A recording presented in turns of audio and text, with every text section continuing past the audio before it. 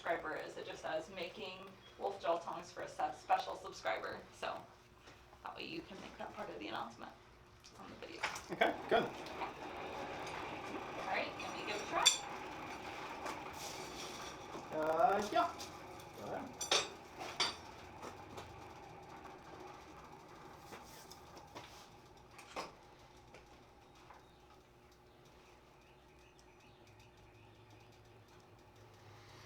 Hello everybody, welcome back to the workshop. So glad to have you a part of this live stream, this Friday night live stream. We're doing these every Friday night. For those that don't know, if you're new to the channel, at 7 p.m. Eastern Standard Time. That is here in America, in Ohio, the USA.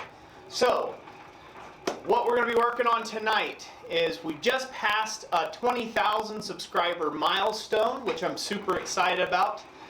Jessica's pretty excited as well, aren't you, hun? Yes, I am. So she's running the camera on the background there and managing chat and all those sort of things. So we got like quite a few things we want to cover this evening.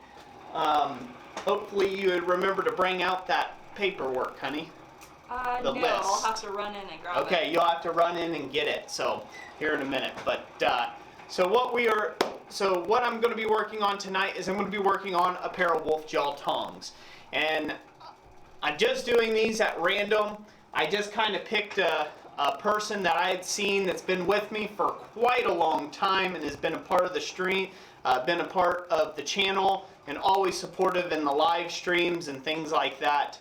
And his name is Graham Pepper. So we are going to be making him a pair of wolf jaw tongs tonight and ship them out to him. Yep. This wasn't a competition or anything like that. If you're a long-time subscriber, just wait. You'll get your chance at some point in time to get something.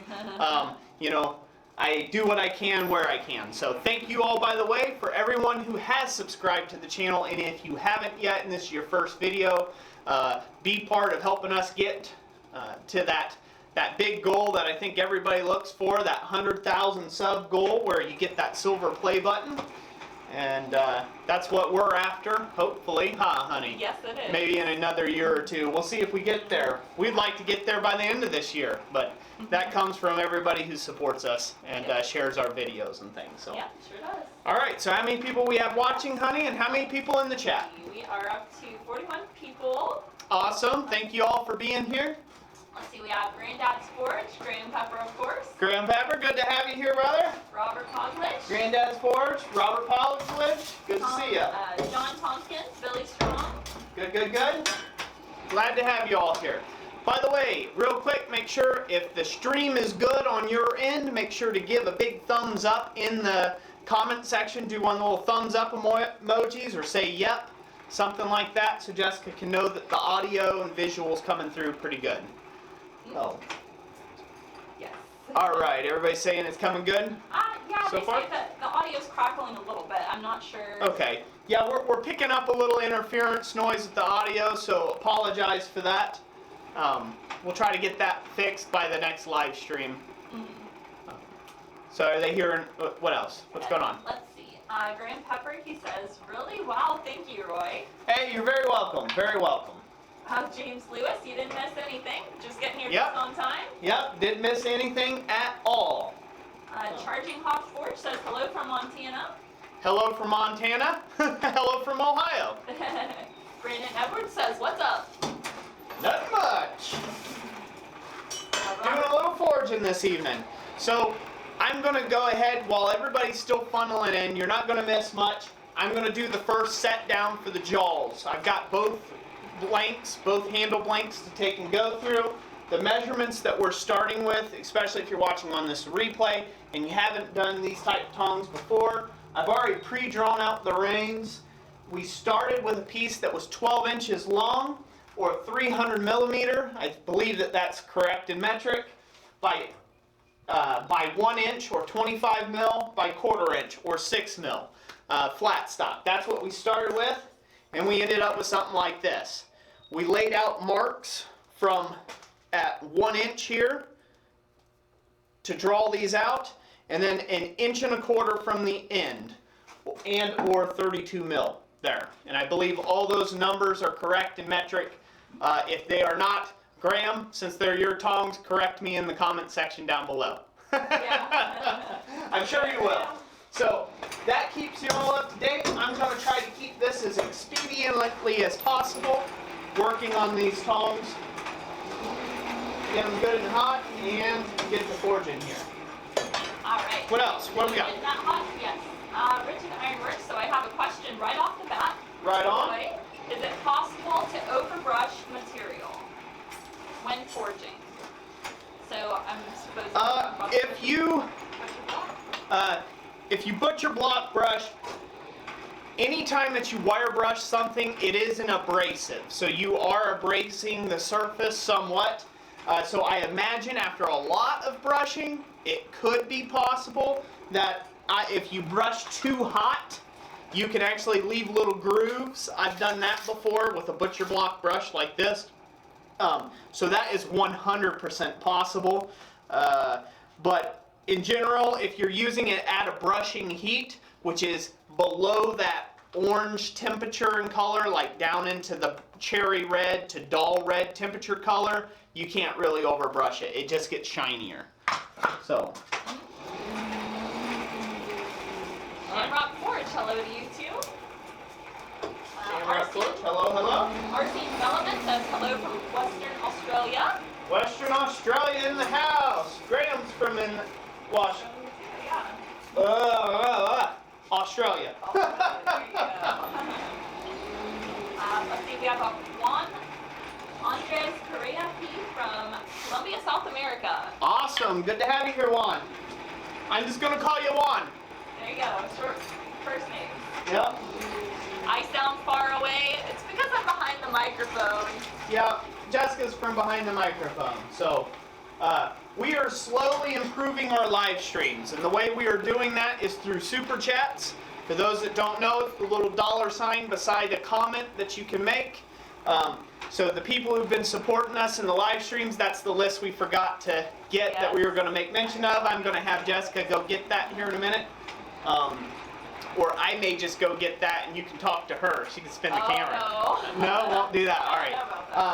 Basically, we're improving our sound equipment. We're improving our cameras. We hope to get another camera angle in here in the next couple months or so.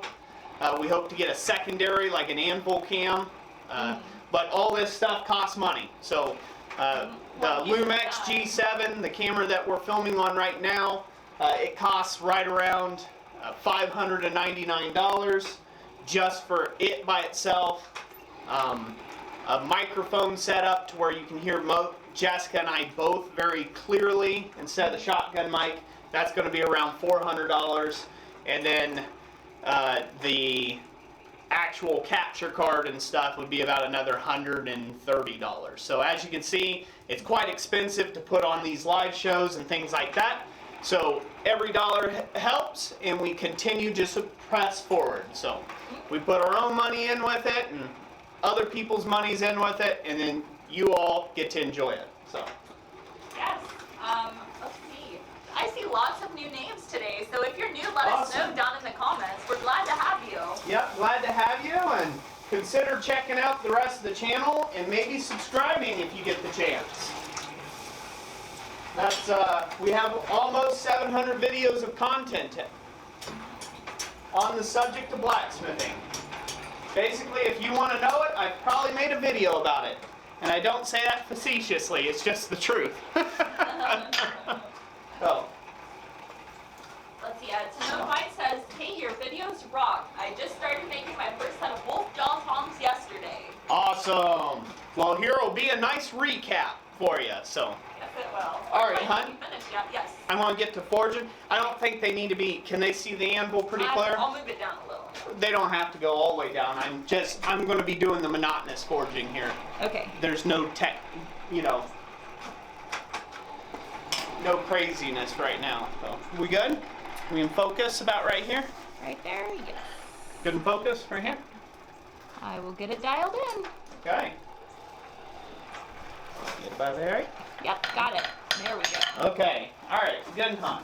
So we're going to go ahead and make this first offset here. This will be our jaws. So I'm going to find the center punch mark half on, half off blows, and give it the mustard.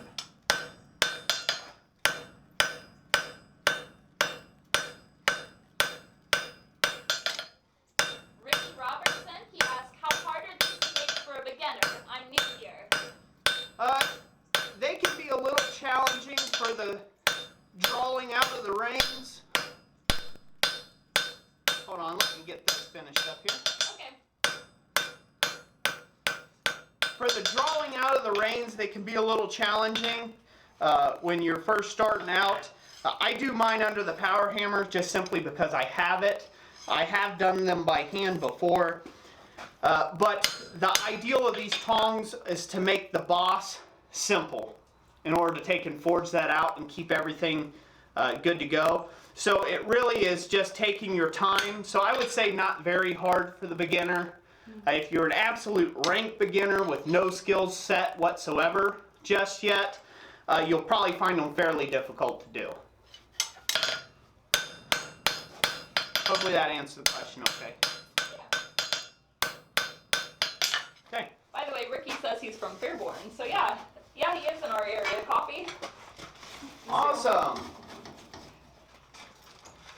Let's see, Technomatic just arrived. Congrats on the 20,000 subs. Technomatic, thank you for being here.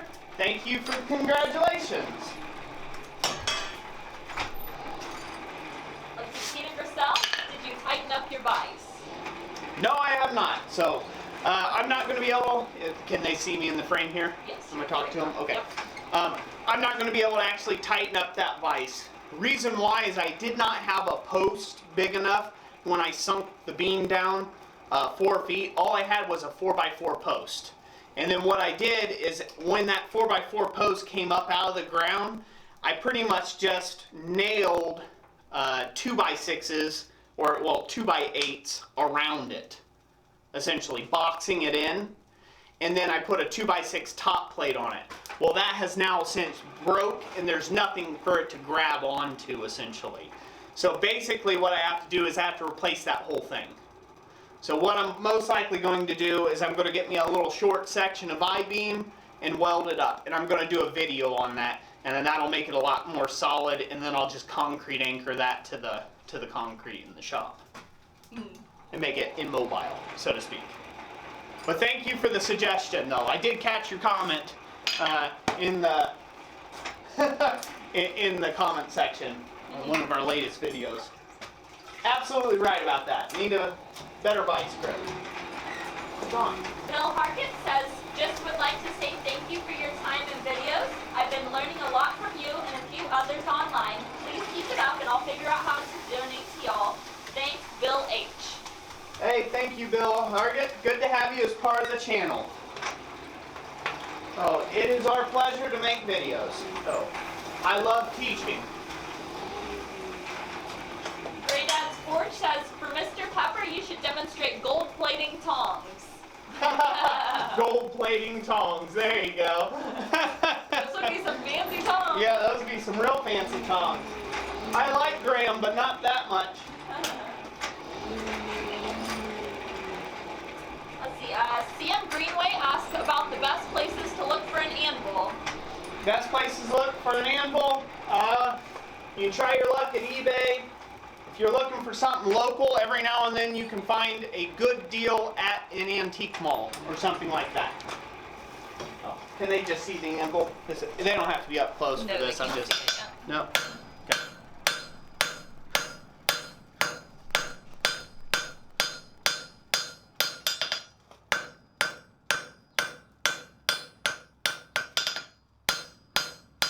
So as always, I'm trying not to force these too thin because we have to take and cut in the wolf portions of the jaws. So I'm not trying to go too thin with this. In this dimension. This cross section here, top to bottom, if you will. We don't want this to be any more than, or any less than 1/2 inch thick in this area here. Right through there. Everybody see it. So, okay. And now this is pulled out, and this can vary. Your jaw length can vary. You can make it as long as you like. But this jaw here is pulled out now to 2 1/4 inches. So we stretched that out 2 1/4 inches. Whatever that is in metric. Sorry, wasn't prepped for that one. Whatever 2 1/4, that's what, 50, that'd be 62? Roughly 62. 62 mil, 63 mil, something like that. Anyways, that's what we pulled it out to. All right. Now we'll set that off to the side while we bring the other one to the same bit. It's ready. Okay. Forging them both at the same time.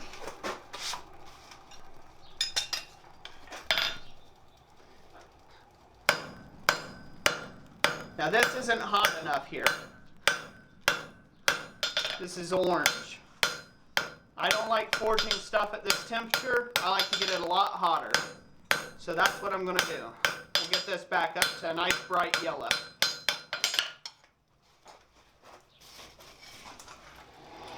Alright. Hotter again? Huh? Alright. Our scene development. We appreciate the $2 super chat. Hey, thank you. What was the name of the channel again? Our scene development. They were from Western Australia. Our Scene Development. Thank you so much for the $2 super chat. James Lewis says, "What's up with your shirt, Roy?" What's up with my shirt is this is what I started working with today. Yeah. So it's what I'm going to finish working with. I didn't feel like a wardrobe change midway. In fact, I was running late to the stream, so I had just finished up doing a Tong making video that'll be out in a few weeks. I just finished doing a Tong making video, and then Jessica was here. And it's time to start a live stream, so. It was. Surprise, surprise. Yep. All right, questions, comments? Yes. Let me see. Ben Toom says, "Everybody's sorry. I was distracted by my new guillotine tool and music. I'm out in the shop, so how you doing?" Hey, those are good distractions there, Ben Toombs. That's right. No one can blame you. James Lewis says, "Water on your coal, Roy. What's that for?" The water keeps the excess coal that it doesn't need to be burnt from burning. It also helps pack the coal and keep a really nice tight fire pot. Ricky Robinson says, "I found your channel through Black Bear Forge. He recommends your channel all the time." Awesome. Yes, I love Black Bear Forge channel. So if you guys have not seen his channel, it's definitely worth checking out. And that's John Switzer at Black Bear Forge. Definitely like to go check out his channel. It's nice of him to recommend me all the time, and I like to do the same. He's got a lot of great information, and his content's really similar to my content. We're like peas in a pod. Him and Tim at Big Dog Forge. Yep. Definitely check him out as well. So, Graham dropped us a $10 super chat, and he had a request. Graham, thank you. Yes, your request, sir. Can you make it fit quarter to half, as that's the size round I have? Yes, so it'll grip quarter at the tips, and then it'll go up to 1/2 inch at the rear of the jaws. You'll be able to grip it at 1/2 inch as well. We were on the same wavelength, buddy. Yeah. Let's see, James Lewis, that's what I meant, the Advocare shirts. Yep, the Advocare shirt. So, yeah, the Advocare shirt, that's a dietary supplement that I take for health and dieting and stuff like that. Believe it or not, I used to be 267 pounds. I'm not that anymore. No, you're not. I think I'm sitting about 220 right now, so. Yep. And I actually used to be thinner than that. I got all the way down to 189. Was the lightest I got, and then I went bad on my diet. I went and started eating stuff that I shouldn't be. Well, it's not eating stuff that you shouldn't be, it's just Too much, maybe? eating too much. Yeah. All right, this is good and hot. Come down here. You can throw me some questions while you're at it. Alrighty. Let's see. Rigid Ironworks. I no longer have a YouTube channel, but I think I will make a pointer finger to point at my wife. Just don't tell her where you found out how to do that, Rigid Ironworks. So you don't have a YouTube channel anymore.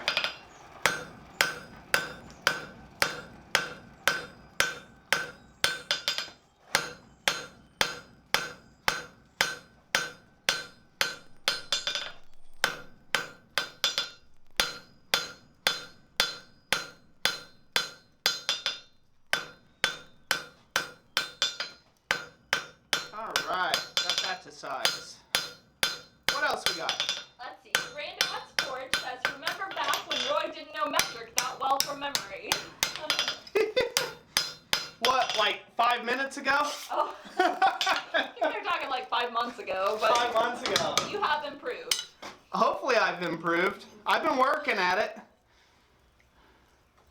Somebody suggested that I should just get a tape measure that has both on it. And I don't want to do that because that'll be a crutch.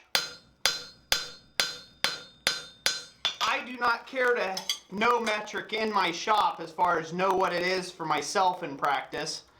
But I do care for the guys that are across the pond that like to watch the videos. So I learn it for them. Funny thing about this, Yep. this week we just started Are we in teaching focus? yes, we're in focus. We just started teaching the kids measurements and for 2nd grade, and it is metric, funny enough, even though we have the US version of the homeschooling books. And so as they put in the books, it's about 94% of the world uses metric. So Yeah. that's why we're learning it first in homeschooling. That's why America's the greatest. I'm gonna catch so much flack for that one. No, I just think it's good. I'm not the type of guy, I don't like to be uneducated by a bunch in certain things. And just knowing how to do measurements and different measurement systems, especially if I ever go visit anybody from another country, and I get the chance to work in anybody else's shop. I've had invites and things like that. So if I ever take any of those people up on those invites, you know, it's going to be completely foreign to me. I won't even know what I'm doing. And so I'd rather be well versed in both. All right. Go ahead. You're fine. Okay. You're fine. You're fine. You don't even have to move down. Okay. That's why I said you're fine. Okay. Clay Sap says, Black Bear Forge does rock this channel, and his are my 2 primary channels I watch. Awesome. Herb Page says, where I work in the summer, the ladies bring cookies and cakes to bake over the hearth. Perks of the job, I guess. LOL. Yeah. That doesn't happen out here. No, Jessica doesn't bring me anything but more jobs on the job sheet. And some ice water. And some ice water from time to time. But only if I'm really thirsty.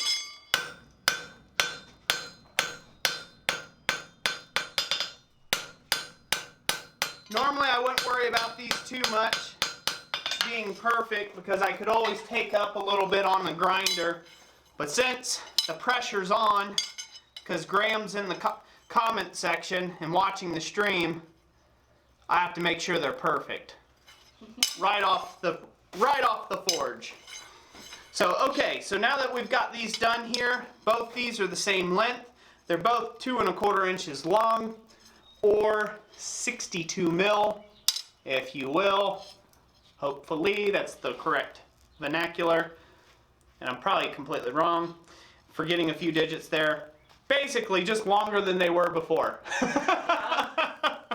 So now we're going to go ahead and offset the boss for the reins, and then we will come in here and actually put in the jaws for the wolf portion of it.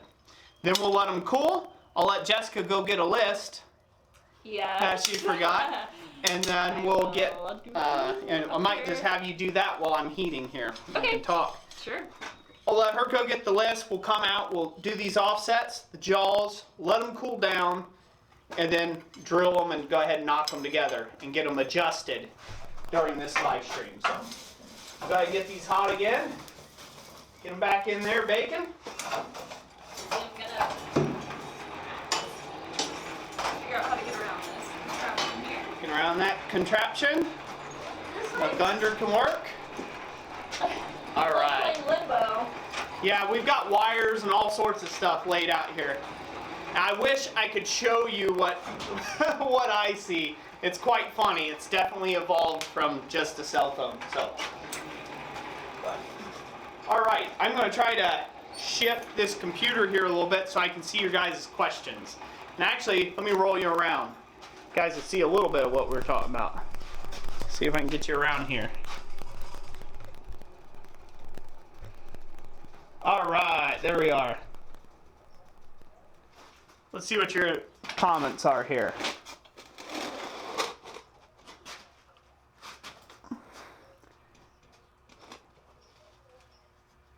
Yeah, let's see here. Arcane Development, Arsene Development wins the video of Jessica forging a set of tongs. As soon as I get good at running the computer into things. Let's see here. So people just make them look like what Roy showed as a pair. Not sure what you mean, Frank Stock, so. Ben Toombs. I'm sorry, I'm a little behind your all's chats there. I'm just coming to them here, but. How you guys like this shot? You can see the computer pretty well. Get in focus. There we go. It's probably in a little better focus now. Yeah, Internet Explorer on the taskbar. Hopefully we're not giving up too much information. But yeah, this is what the live stream looks like from our end here. So yeah. Oh no, YouTubeception. Yeah, that's funny. Look at that delay. Cool. Yeah, it's quite weird. So the delay is 30 seconds. So 30 seconds from when it's happening here at the shop, it's actually happening where you're actually viewing it. So that's quite interesting.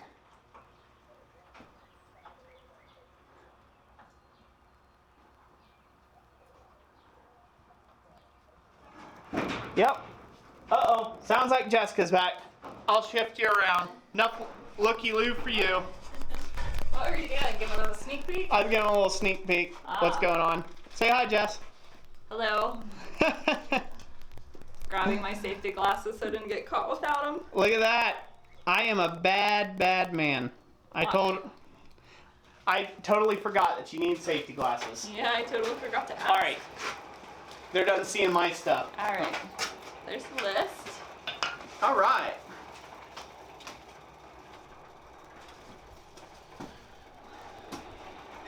Alrighty.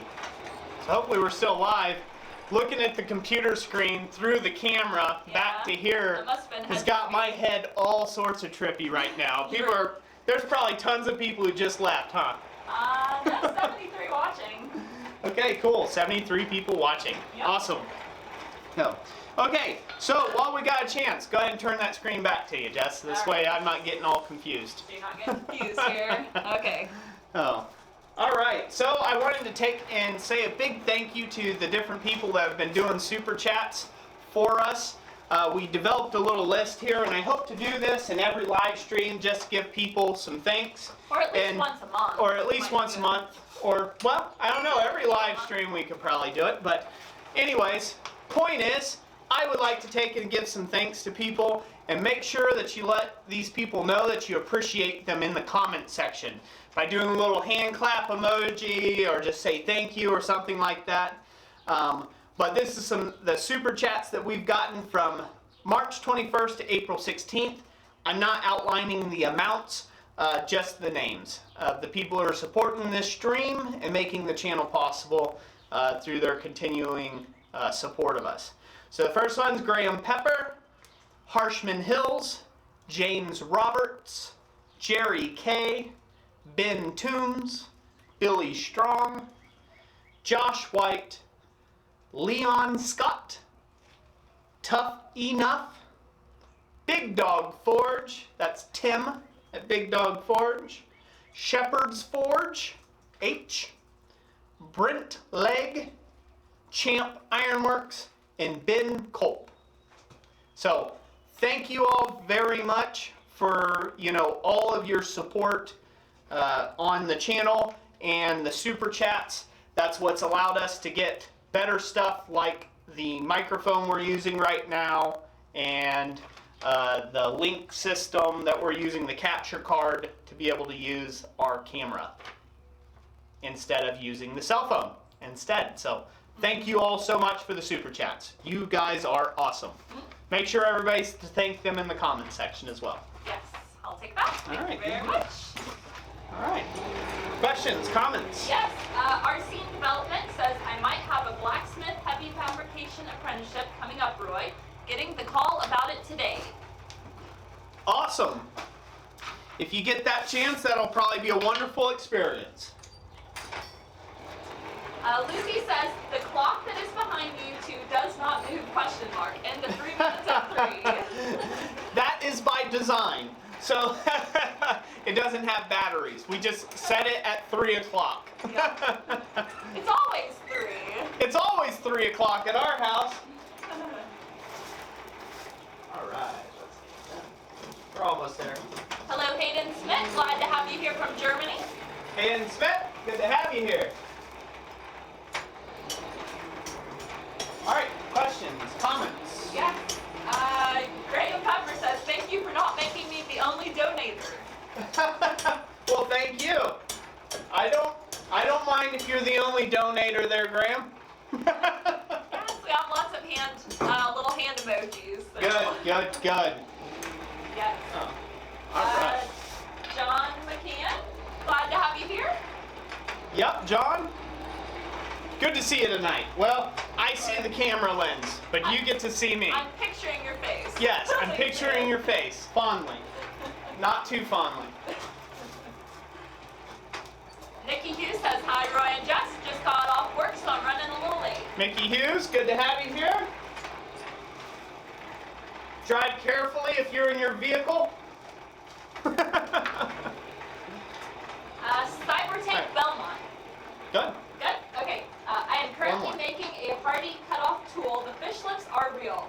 Best way to avoid them, or just try to dress them as you go? Best way to avoid them is do not give them a chance to start to begin with. So I'm assuming you're starting from a large piece of square stock or round stock, and then you're hammering it down to a taper. And that's where you get those fish lips. That's because you're not hitting it with enough energy to drive the blow through the piece. On large stock, that's about impossible. With even large hand hammers, it's about impossible to take and drive out those fish lips without them happening. So the first thing you need to do is you need to drive the corners of the material back first.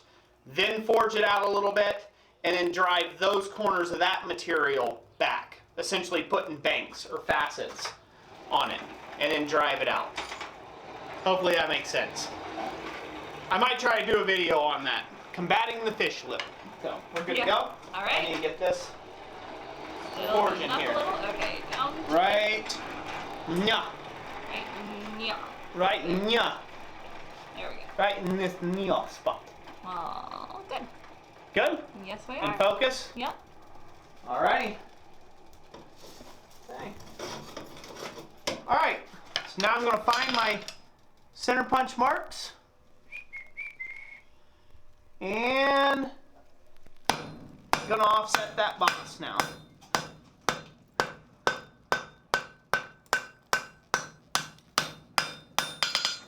Just like that.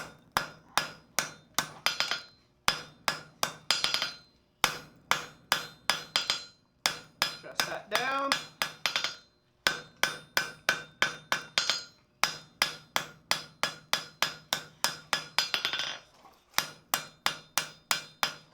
Alright, we're good to go on that. So now the next one.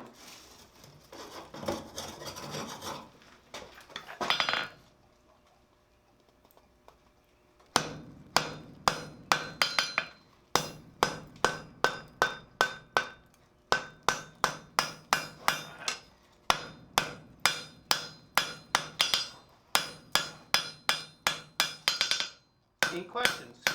Yes. Let's see, I was just reading one here from SMS Smithing.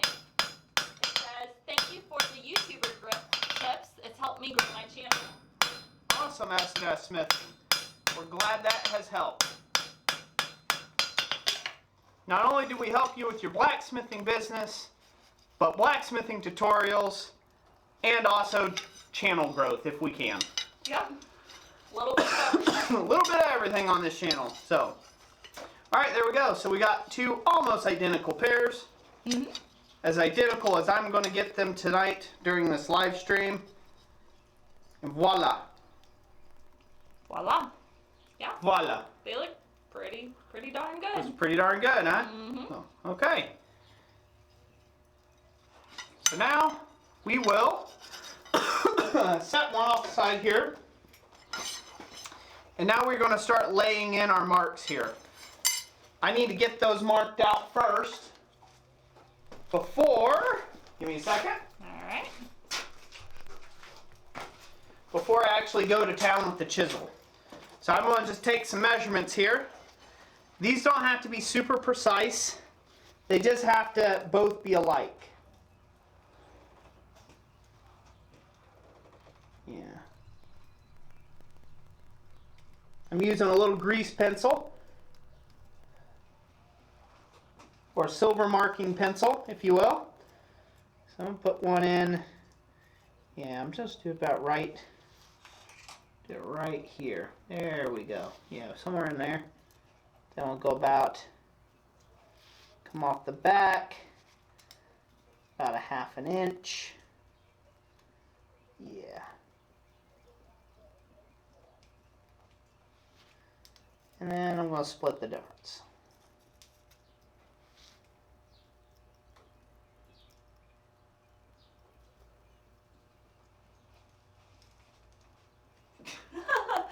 And Dimensium. He says, do you need penicillin for combating fish lips or just a hammer? Well, it depends on whether you're on Instagram or not.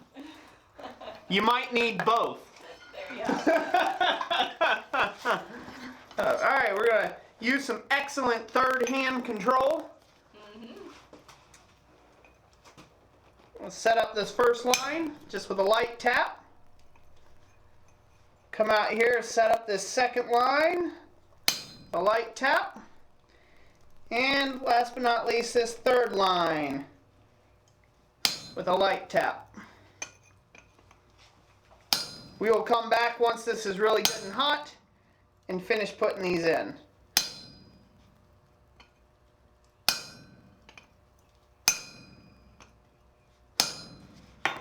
Okay, those are established.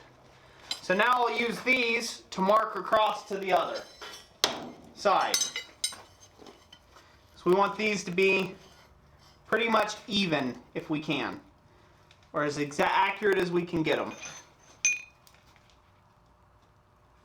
1, 2, 3. Okay. One off the side.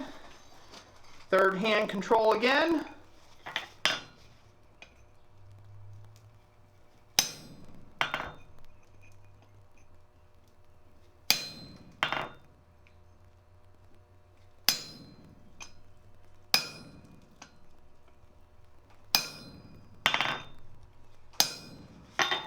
There we go.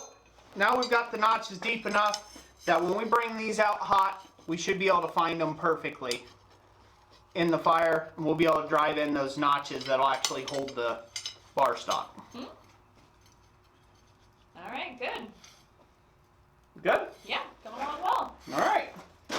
Champ Ironworks, he said this a little bit earlier and said it again. He said there's a recent KFC commercial where they have a chicken-footed set of tongs that looks remarkably like Roy's pointer finger.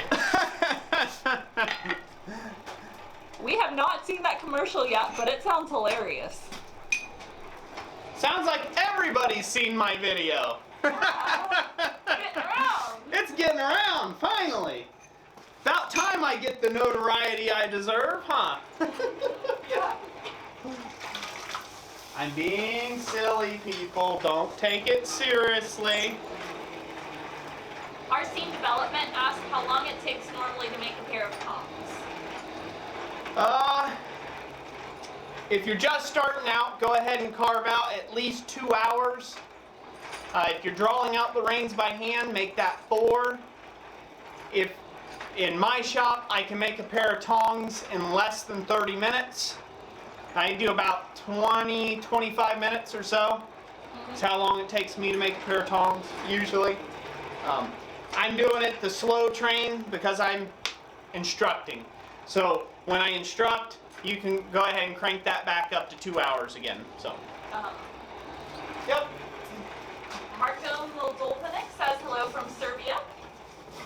Marko Moldovinic, good to have you here. Hello again. And one of the subscribers asked everybody where they're at in the U.S. if they're U.S. subscribers. So we got people from all over the U.S. here. Awesome. Awesome. Good to know. Good to know.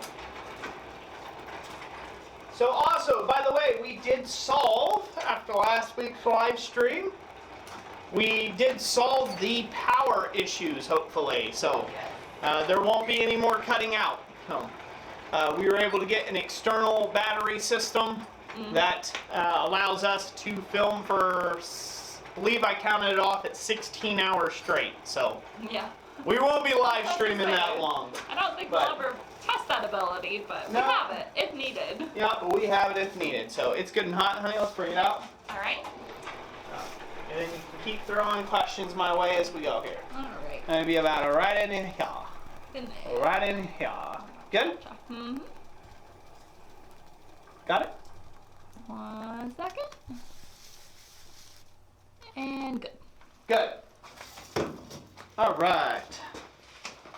John McCann says Tim's hand tongs were cool. Yep, they were definitely the treat. I was a little disappointed in seeing his shop safety slip, though. Putting them hands under that power hammer of his. Gotta get onto them old fellas every now and then. They think they're above the law. Yep. Putting their hands under power hammers and whatnots. Those are probably fingers he doesn't care if he smushes. Yeah, considering them being steel and all. He's got some to spare. So for those who haven't been wondering what I'm doing now, hopefully you guys can see this. But I'm putting in the center line. Or the part that'll actually hold, you know, bar stock and that type of good stuff. I'm just marking that out. The next heat I'll come out and I'll actually drive all this in deeper.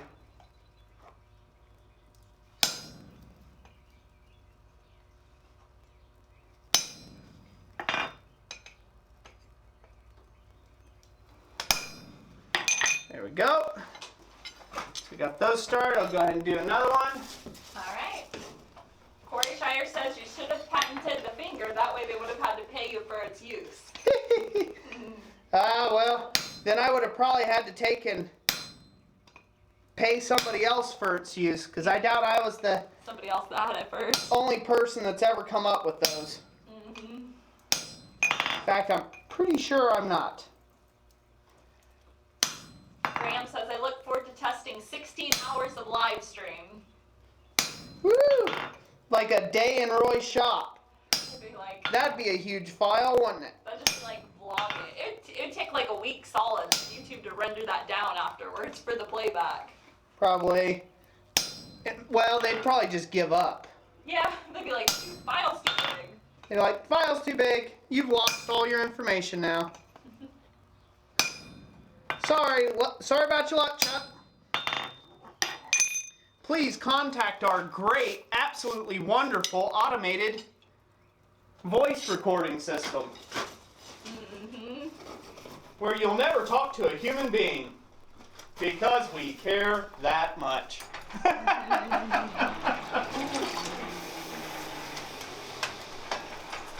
Which is quite impossible if you think of the scale of YouTube and how many creators there are on the platform and how many whiners there are on the platform. for them to ever be able to take all your customer service calls. Right, right. Okay, what else? Ben Toombs, he says, 2 thumbs up. Here's the question. I challenge you to test the battery, question mark. Okay, that really wasn't a question. It was a challenge. Well, I tell you what. You know what? I'd test the battery for 16 hours if I got enough super chats to do so.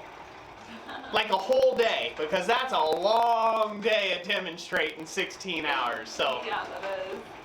I've been there, done that. I know, a 14-hour day. It's like a forging showdown or Yeah. something. For anybody who does any sort of demonstrations, especially when you're teaching, you'd be surprised at how much energy it really does draw from you. It really does take a lot out of you. More so than just a regular day of forging.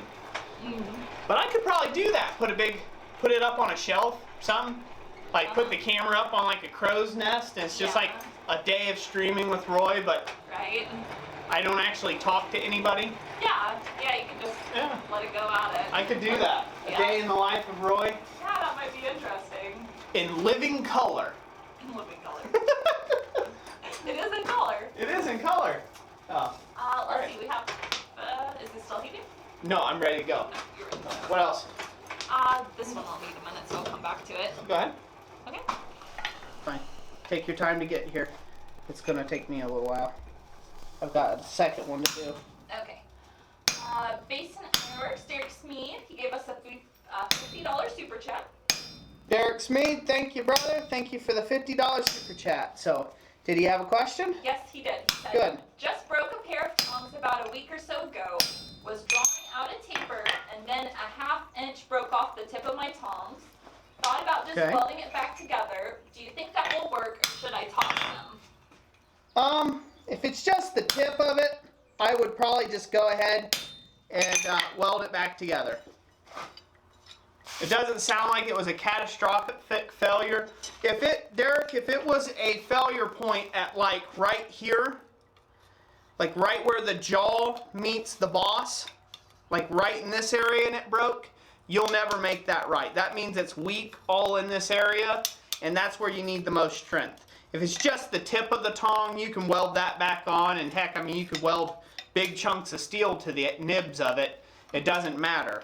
But if it was a catastrophic failure back here, you got problems. If it's a catastrophic failure right in this area, again, you have problems. And you'll probably never be able to weld this back strong enough. If it's somewhere back in here and it cracks or does something like that, you can always weld that up just fine. Yeah. So as long as it's around, away from the boss area, you'll be good. Yeah, he said he wondered if it was bad steel. No, it probably wasn't bad steel if you were forging on it and everything. It may have had a little more carbon in it than what you were anticipating. That's a possibility. I know I've done that before. And that little bit of extra carbon that was in that piece really tripped me up.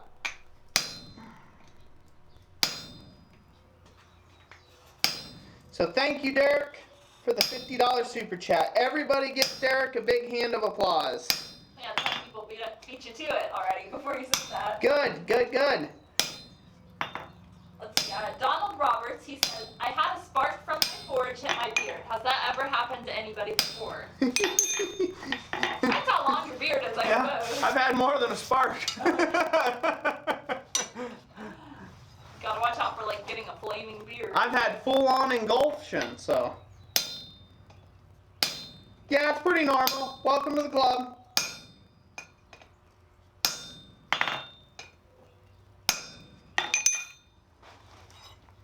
There we go. So I think these are both good now. Alright. Voila. Voila. Get a little bit of a close-up going on here. Well, you can see that really good. Yeah, make sure it's clearly explained. There we go. Yep, that works. So there you have it. Illustrates it very well. So I hope you all noticed too, real quick. Do you see how clean these look? And I haven't brushed them once. Brushing is not a necessity. Brushing does you no good unless it's at the proper temperature. And that's from about a cherry red through a black heat. That's the only time brushing does you any good.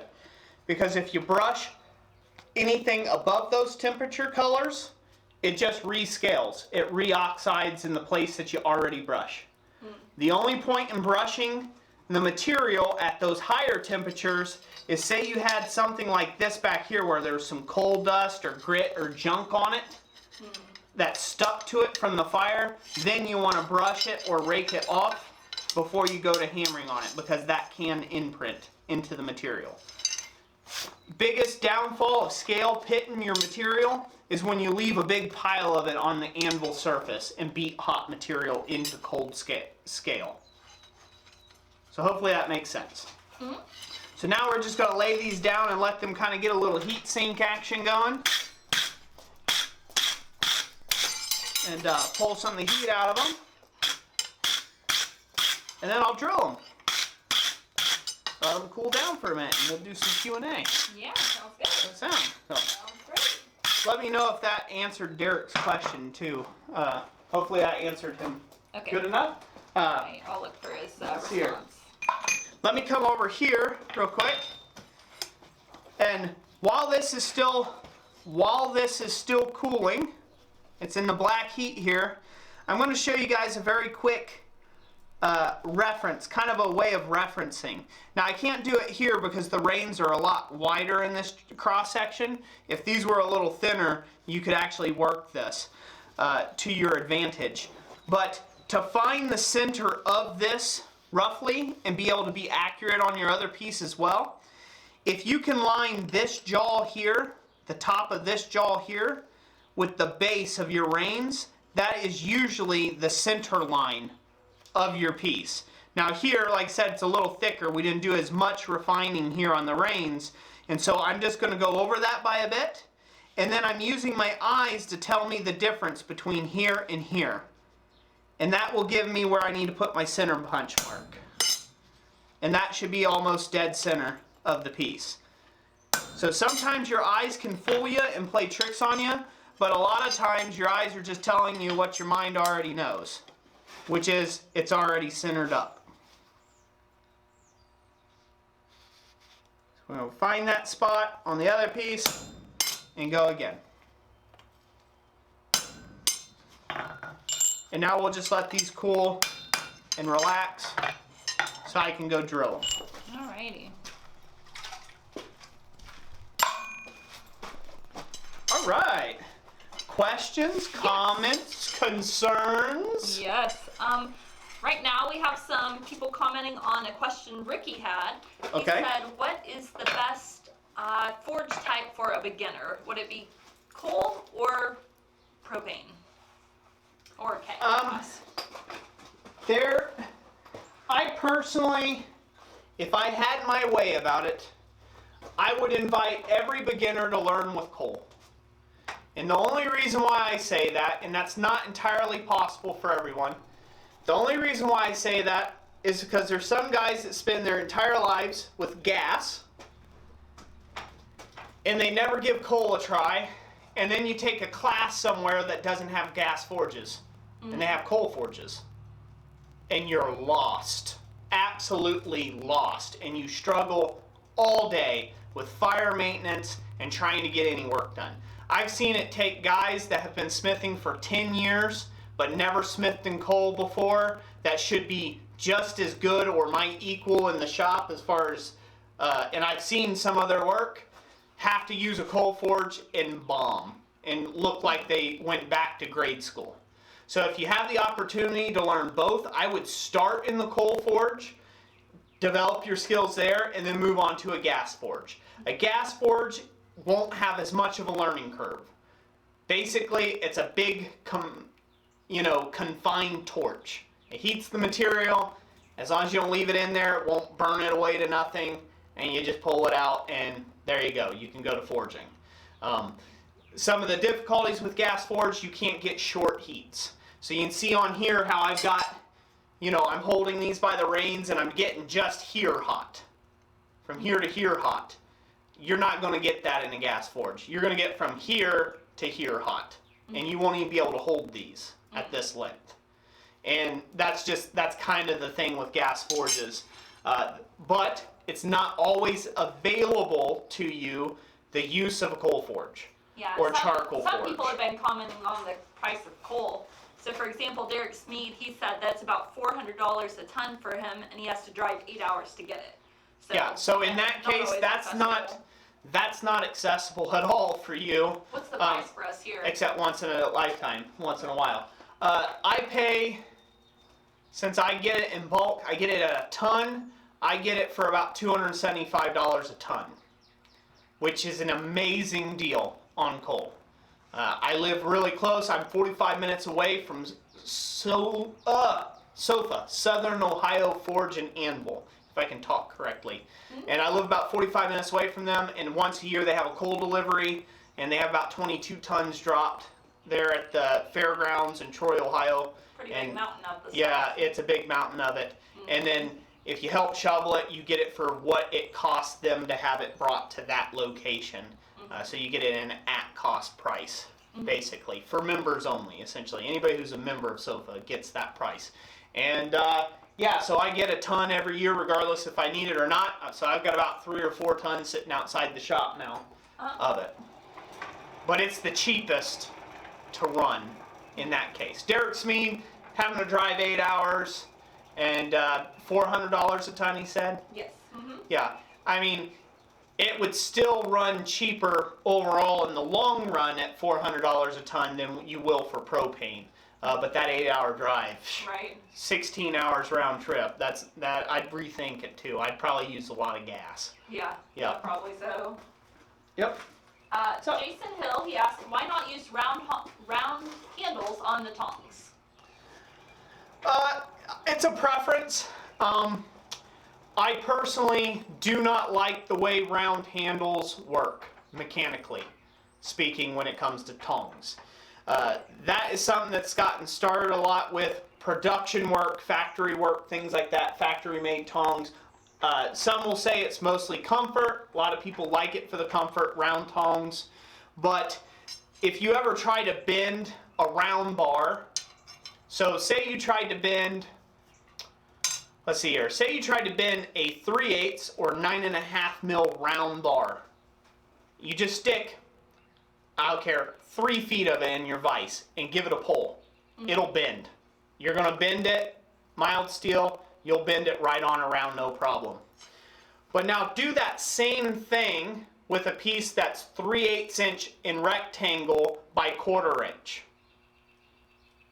You're not going to get it to bend at all. It's not going to budge. You're going to have to get heat on it. And that's why I like this rectangular style tong. It's what I've developed to like in my shop. So it's really a personal preference. Some people will do it where they keep it rectangular here, but then right out at the ends where you grip, they round it up. That's a great way of making tongs as well. It's more comfortable in the hand if you're just doing it barehanded. I always, however, wear gloves in my tong hand when I have tongs. So I always wear gloves and have a gloved hand, so this doesn't matter to me so much. So I don't take the time to dress the edges or anything like that. Yeah. So Graham, you're stuck with the way I like them. If you don't like them, grind off the edges. It's a Roy special. That's a Roy special. But hopefully that answers the question good enough there. You know, as you go across YouTube, and I'll just share this with you for a minute as we still wait on these to cool down. As you go across YouTube or anywhere, I don't care if you're at a blacksmith's gathering, a meet, you ask one smith or you ask 100 smiths, they're all going to tell you something different because they all have their own preferences. And if you talk to really old smiths that have been in it forever, of course their way is going to be the best way and no one else knows what they're talking about. And heck, if you talk to young smiths nowadays that think they know something, they will say that they know the best way and no one else knows what they're talking about. So don't buy into a lot of that. Do what you feel is right for you in your shop. I strongly suggest experiment. Experiment, experiment, experiment. Try square handles, rectangular handles, round handles. They make these type handles where they're turned the opposite way. You know, Like oval? they're like an oval type shape. You know, try those type handles. You know, maybe that suits you better. You know, round handles. I've done that. Leave them rough with texture and see if you like that. You know, a lot of these are experiments. Me deciding what I like the best. You know, some people like them with grip. Some people like fabricated tongs, like this. And these are just rounded, just pieces. These are all welded up. Some people like these style tongs. Just give them a try. Give them a try. There's no harm in trying. I was going to show a piece, but I don't have them. Oh, I got them in the... Never mind. I'll show another pair of tongs with a video that's coming out soon. So, Okay. but you'll just have to wait for the video. That's right. Keep an eye out for it. Good. Frank Stock, he said, I started with coal, but it took me forever to get the fire management down, switched to lump charcoal, and once I got fire management under control, I went back to coal. Yeah, that's a good way of doing that. The fire management is the hardest thing with coal, but coal can be one of the most versatile heating devices because it's an open fire. It's an open flame. So if this wasn't tucked up underneath here and it was sitting in the center of my shop, I could put a plate of steel on it however big I wanted to, as long as this blower wasn't sticking up here. But you know, at least 2 foot in diameter if I wanted to.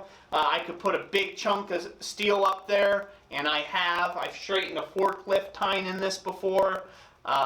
You can't say that about every gas forge out there, so it is a little bit of a multi-use tool. But again, if you live in the city, what can you do too? You know, unless all of your neighbors in there are entirely cool with you having coal, you're probably stuck to a gas forge. Or a barbecue grill. Wink, wink. That's what it is. It's a barbecue grill officer. Wink, wink. Slip them a 20. No, don't do that. You'll go to prison. Don't do that. Abort mission. Abort mission. Danger, Will Robinson. Danger. What's up? Ben Toombs, he says, my favorite pair of tongs are almost flat bar because they don't want to roll, and like you say, they don't flex well in that direction. Yep, they don't flex, hardly at all. And so with my tongs that I make in my shop, this is the reason why they're thicker here. I don't want any give up here near the boss, and they get thinner out towards the ends. And I usually go really long. I try to get really long handles. And the reason for that being is when I squeeze these and put a tong clip on them, they actually create what is like a mild steel spring, if you will. They create a spring. So let me grab a pair here and show what I mean. Well, I don't even know if I can grab a piece. I don't think I have a piece around here I can grab this with. Not in the right size. Probably not.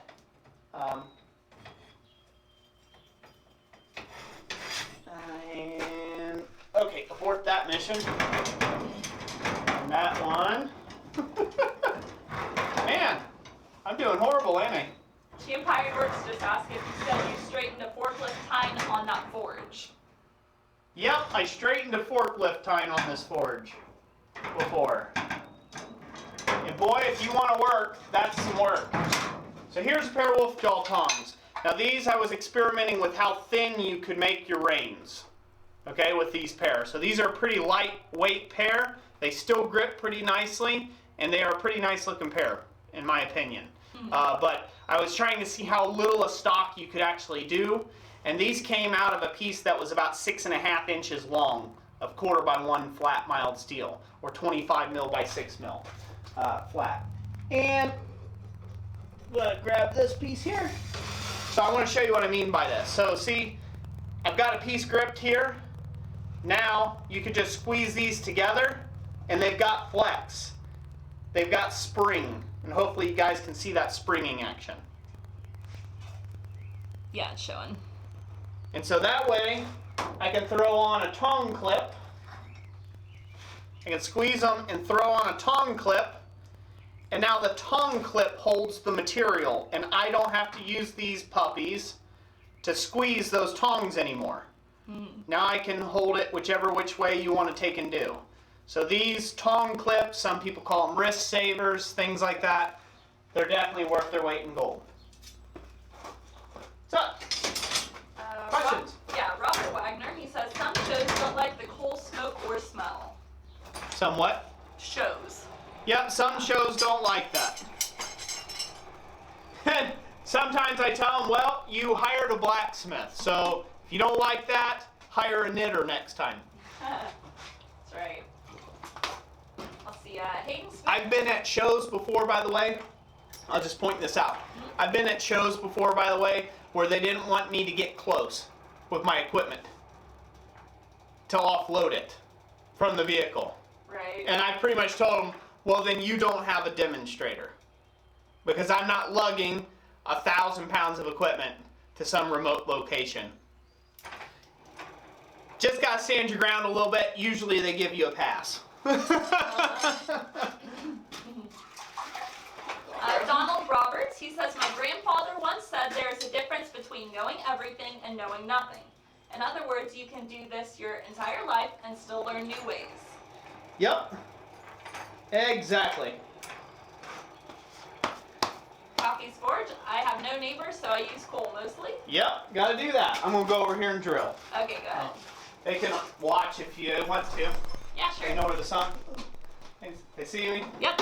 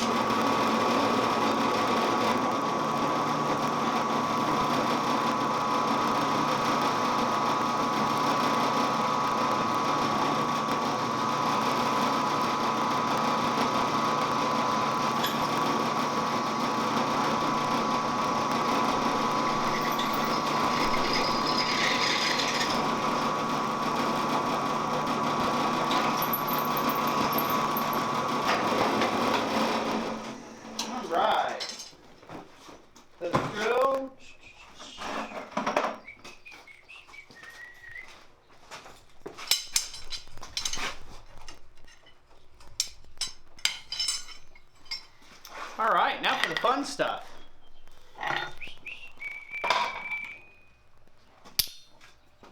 All right, can they see? Yep. Right here? I'll bring it back into focus. There we go. Okay. All right, how we doing? Good? Yep, we're doing good. All right. So how many people got in the stream, hon? All right, we're currently sitting at 73. Awesome. 73 people in the stream. Thank you, everyone. Thank you for being part of the stream. And thank you for everybody who's donated in Super Chats this evening. We will make sure that we continue to make these streams better. So, one stream at a time. Yep. I sound like so heroic at that moment in time, don't I? It's like the I voice. don't know. It's kind of like The Voice. Yeah. The whole ambiance. Yeah, okay, I better shut up before people start leaving. So, alright, so like I usually do, this is a factory-made rivet. You can do this with a piece of just 3/8 inch bar. These holes are 3/8 inch round, you know, pretty much just 3/8 inch drill bit straight through. That's 9.5 mil or whatever you have in metric. Just size it up with your bar stock, whatever you're using there. I just use a factory-made rivet and I slip them right through the tongs just like that. This is where drilling comes in handy for me. Then I use this bolster plate here, or this rivet set plate or bottom set tool, along with a top set. I'll use this top set when it comes out hot. I have videos on the channel where I've made both these tools. Just look up the riveting playlist, right, honey? I did a whole series on rivets that you can look up on the channel there. And so we'll put this in here to protect that dome head there.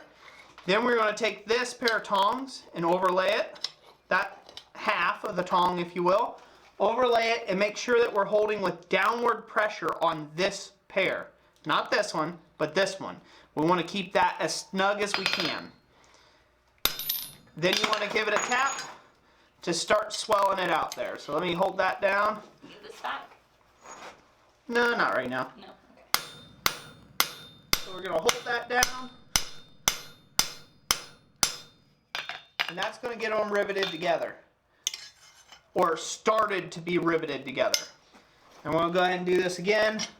Hold that down. Make sure that's good and tight. And I set this rivet cold first. And the reason for that being, the reason why you want to set this rivet cold first is so this way it holds the two halves together. When we stick it back in the forge, all we have to do is bring it out, both halves are together, put it in our block, and use our top set and go ahead and drive it down and make that a nice domed head on the outside here. But there you go. Did you say what the length of the rivet was? The length of the rivet, in this case it doesn't matter, but the length of the rivet is, so say both these are 1/4 inch, so that's 1/2 inch or 12.5 mil thick. You want to go through that plus whatever the diameter of this rivet is. Now if you're doing a domed head rivet like I am, it's 1.5 times the length of the diameter. So it's a 9 mil, 9.5 mil rivet. You're going to go 1.5 times that, poking out the other side. Gotcha. Before you upset it. Hopefully that makes sense. It does. Okay. Marco Moldolvanak asked, what is the reason to drill the hole? Do you want to avoid excess material by punching it? So drilling versus punching. So you can punch them if you want. I find drilling it to be more accurate.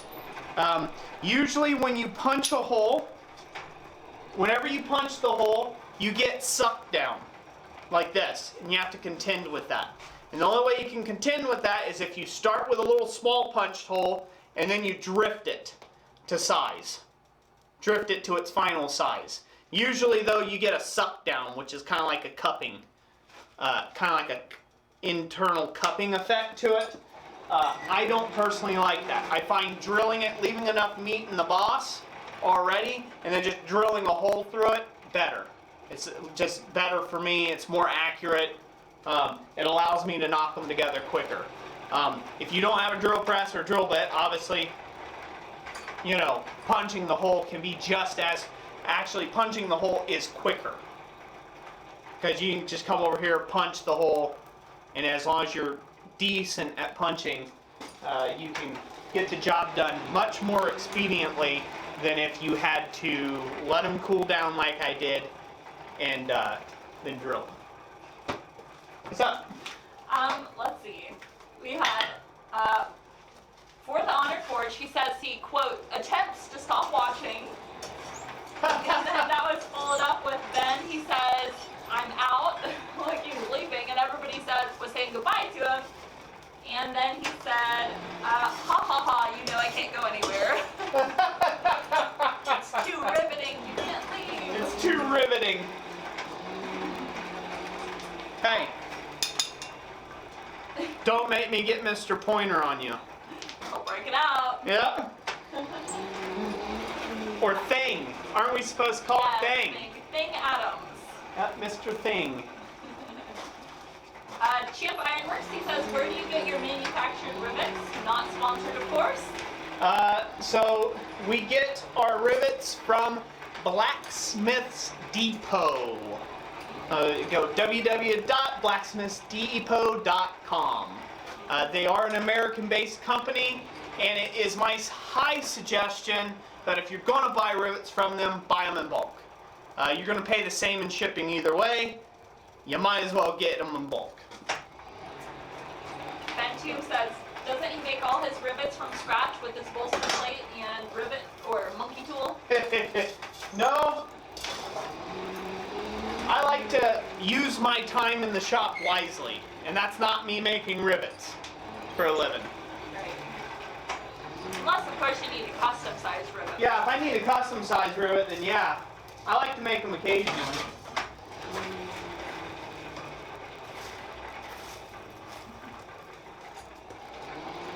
RC Development, have you done how to make a cupping tool video? Yes, I have. So, a little different than what you might expect. Right there, that's a cupping tool. So, it's fine, you're good. Okay. So, This is just a piece of pipe with the edges rolled over. Just look on the site. Yep. Yep.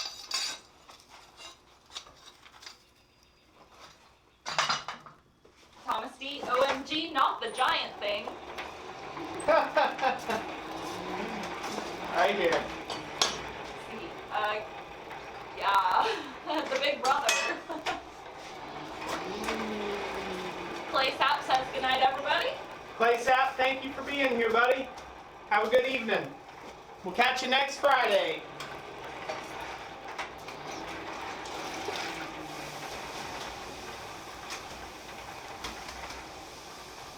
For the underscore, she says, well, I'm going to try to peel myself away from the computer and office. I got a heart or few to practice making. Good. Practice making those hearts. I think it was Big Mickey earlier. He had said thank you for the heart video, by the way. Oh, you're very welcome. Very welcome. Thank you for watching it. All right, I'm ready to set this rivet. All right, let's set a And then rivet. we'll knock up these jaws, get them ready to go. All right, ready? Uh-huh. Focused? Yep. Okay. Just like in times prior, done this before. Get that set.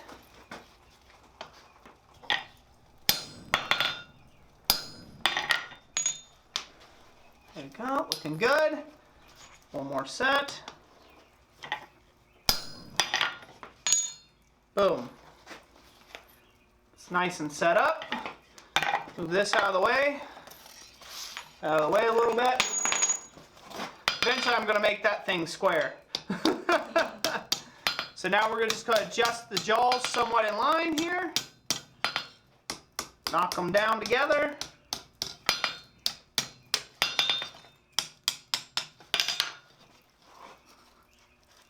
Just like that. And we've got all these adjusted here. Get the grooves all lined up the best we can.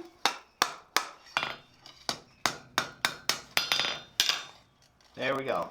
Go ahead and do this little brushing and put my oh so important touch mark in it. Gotta have that. Yep. It's a Roy original. Roy original.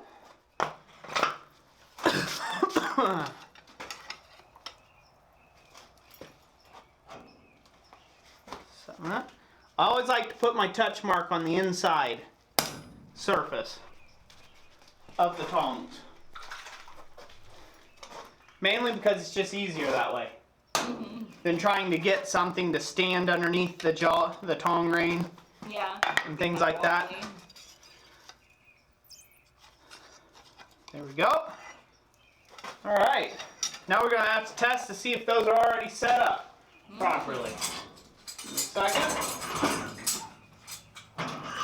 Getting my blacksmith gauges. Again, got videos on these. Just filler gauges. Start with 1/4 inch stock. Make sure it holds 1/4 inch. It does.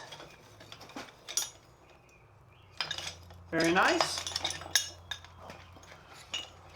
Man, Graham, I don't know if I want to give these to you, buddy. They're fitting kind of nice. Make sure they'll hold 3/8. Yeah. They do. They do just fine. Make sure they hold the final bit, which is 1/2 inch. And they might be set a little wide at 1/2 inch, but that's how it goes with tongs like this. But they still hold it. They're still a little wide, but they will hold 1/2 inch as well. And since I know that that is correct, I know my side cuts are correct. It'll hold 1/2 inch in that direction.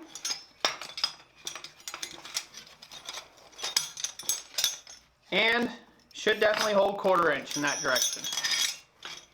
Good. Looks like it does fine.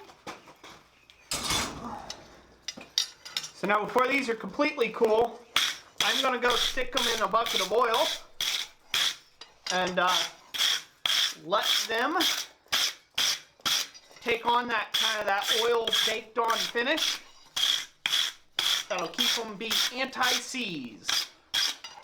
So there you go. So what do you think about those, Graham?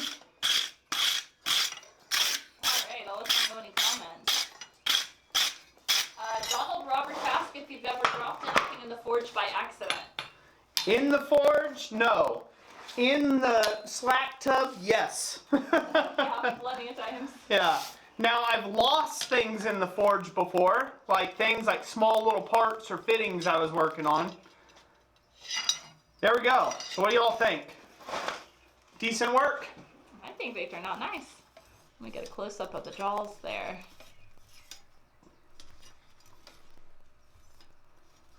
They turned out very good, I think. They go nice and freely. That's what they're supposed to do. There we go. Graham says, nice, Roy. I will trust you with these as long as I live. Well, hopefully they last that long. We'll see. Let me go stick these out in the oil real quick and I'll be right back. Alrighty.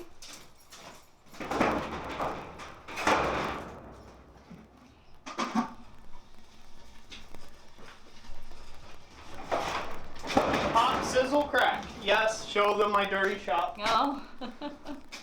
Oh. Well, I got you here and you guys are all on the live stream. I'll show you guys a customer's hammer I just finished up. This is for a custom hammer for somebody. I've got a whole series coming out on engraving, where I did the engraving on this hammer, and I don't know if they can see that good. I'm going to just set it down here so hopefully they can see it real well. Yeah, that way I can get tilt it like that. zoomed in on it. Yep. I'm over here. Okay, let me, well, it was in the shot, but that's more centered Yep. for your OCD. It does better when it's centered. Okay. Not my OCD, it's the camera's OCD. Okay, there you go. There you go. Can they see that real well? Mm-hmm. So there you go. So yeah, so I did this little creeping ivy vine in the scroll work. I did an engraving that way. And then obviously I stamped in his initials. And then the date. And a creeping ivy vine on the other side. Try rocking a little bit like this. Like instead of side to side, like, yeah, there you go. Just get some different light facets on it.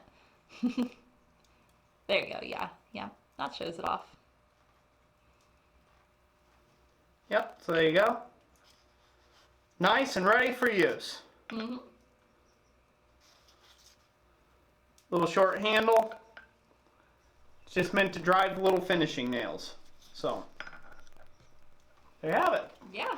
So. Hot off the press, huh? Yep, that was what I was working on today. Amongst videos and all sorts of other good stuff. Let me put this back on the towel over here. Alright, any questions? Final questions before we call it quits? Let's see, Robert Wagner, nice demo, Roy. Hey, glad you enjoyed it, Robert. John McKeon, Thank you lovely for being hammer. Glad you all enjoyed it. So, how many people we had in the live stream? We are at 81. 81. Awesome, awesome. Thank you all for sharing around the live stream. Thank you for everybody who showed up during the live stream. If you're just coming to the live stream, make sure to try to watch some of it on the replay. I heard that in YouTube you could do it like 2x speed or something like that. Maybe skip the boring parts, get to the good parts. I think all parts are good parts. If you want to watch the whole stream all the way through, that we greatly appreciate that. It definitely helps that out and helps the channel out. Yeah. Questions? Any more other things? Sure. Derek Smead asked how long it took you to make that hammer. Okay, I gotta be honest. You asked, I want you all to see it because this is one of those things. So I've got 2 failed attempts prior to this. This is the 3rd attempt at this hammer. Okay, so I want to be 100% candid to people. I want you to look at the size of this hammer. Now look at the size of this hammer. And now look at the size of this hammer. There you go. Yeah, it's like a good twice as big as the first So one at least. this hammer, I was guessing at the size, but the eye drifted crooked. So since the eye drifted crooked on it, I decided I wasn't going to use this hammer. So that goes off the side. Then I made this hammer, and I took too many heats to get it to this point where it was at, and so it lost too much mass. in forging scale. So I had to make yet another hammer to get it to the correct weight. And now we are spot on 13 ounces. So it was ordered at 13 ounces, and I wanted to challenge myself to not give them a 12-ounce hammer, not an 8-ounce hammer, not a 15-ounce hammer, but I wanted to get it spot on at 13 ounces. And what I found, just at least in the case of 1095, working it mostly in a gas forge, I was losing about a pound of scale. A pound of material to just forging scale by the time I got it done. Basically not using any power equipment, doing it all by hand, by myself. It was a ridiculous amount of scale I was losing. Yeah. So part of the reason why is that the forge blower, I need to adjust the air dampering system, so it was over oxygenating the steel, so it was producing excessive scale. So let that be a lesson to you. I started with like 14 ounces, like 14 and a half ounces with one of these hammers, and by the time I was done forging it, it was 8 ounces. So it was ridiculous. Then I went bigger than that. I went up to a whole pound, and I still lost a ton of scale on that. And I forget what this one is. It's small. 11, something like that. That's something. It's real small. And then finally, but not least, we had this one, and this one was almost a full pound heavier than what it is now. But it came spot on after all the grinding, cleanup work, chasing, engraving, all that, spot on 13 ounces. So. Graham says, wow, that is a lot. All the scale it lost. Yeah, that was a lot. It was a bunch. It was a little bit of a learning experience. Usually I don't worry too much. This particular case, it was very specific. The weight was very specific. So usually I don't worry that much, like with my own hammers or when I do decorative type hammers for somebody, because they're not actually going to be in use. But this was a specific hammer for a specific use, so I wanted to make sure it was right on the money. Yes. Yep. Jason Hill, was that the hammer you drifted crooked in the video? Yes, it was. That's the tiniest hammer.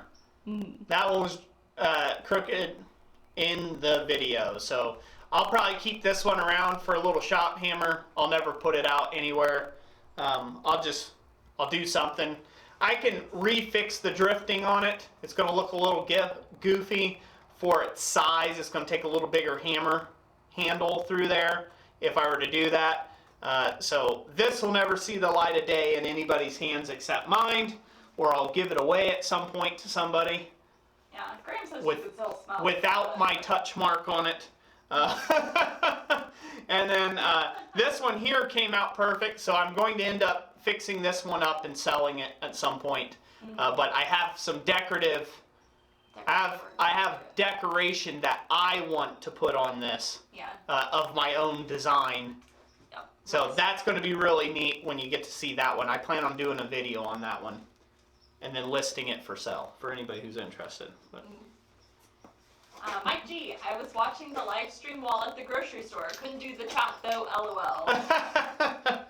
Well, thank you for watching me at the grocery store.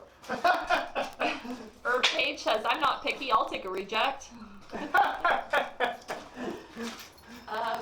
Yeah, there's not too many picky people in the lives, is there? No, there's not. No, not at all. Derek Smeed, is 1045 okay steel for a hammer? Yep. That's what the faces of this is, 1045. That's what the faces of this one is, 1045. That's what this whole hammer is over here, this little rounding hammer, 1045. Techran Magic says you could just make a crooked handle, LOL. That wouldn't work, I suppose. You could carve the Who was handle. it that said, I'm telling you guys, it's not crooked, it's ergonomic. There you go. That's what it is. That is what it's ergonomic. That's what we'll tell everybody. Well, you could say that they'll never know, but I'll know, and that's all that matters. So. RC Development says, how much are you selling that hammerhead for?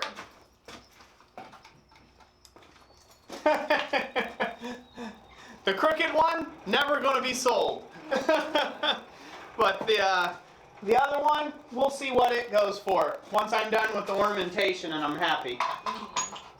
Most likely it won't be cheap though, with the amount of ornamentation I'm going to be putting into it.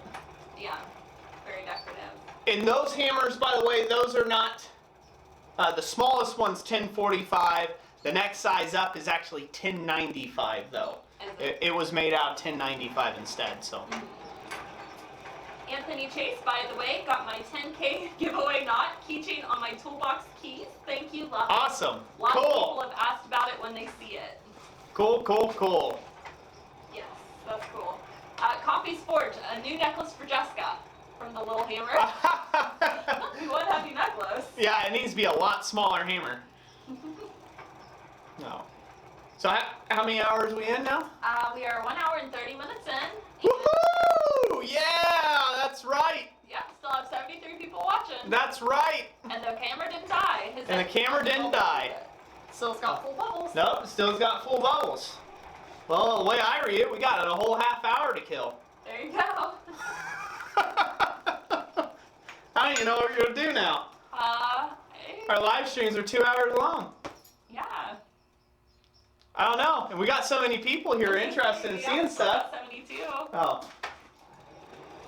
I tell you what, I was going to resize some stock. I'll let you all watch that for a second. Watch, a bunch of people are going to leave now. They're like, wasn't he going to shut up at some point? So, this is a piece of 1095. I'm resizing it. I need to make a much smaller hammer, an engraving hammer. So I'm going to do a whole video on it. But let me pull out the engraving hammer I got. Find it here amongst all my tools.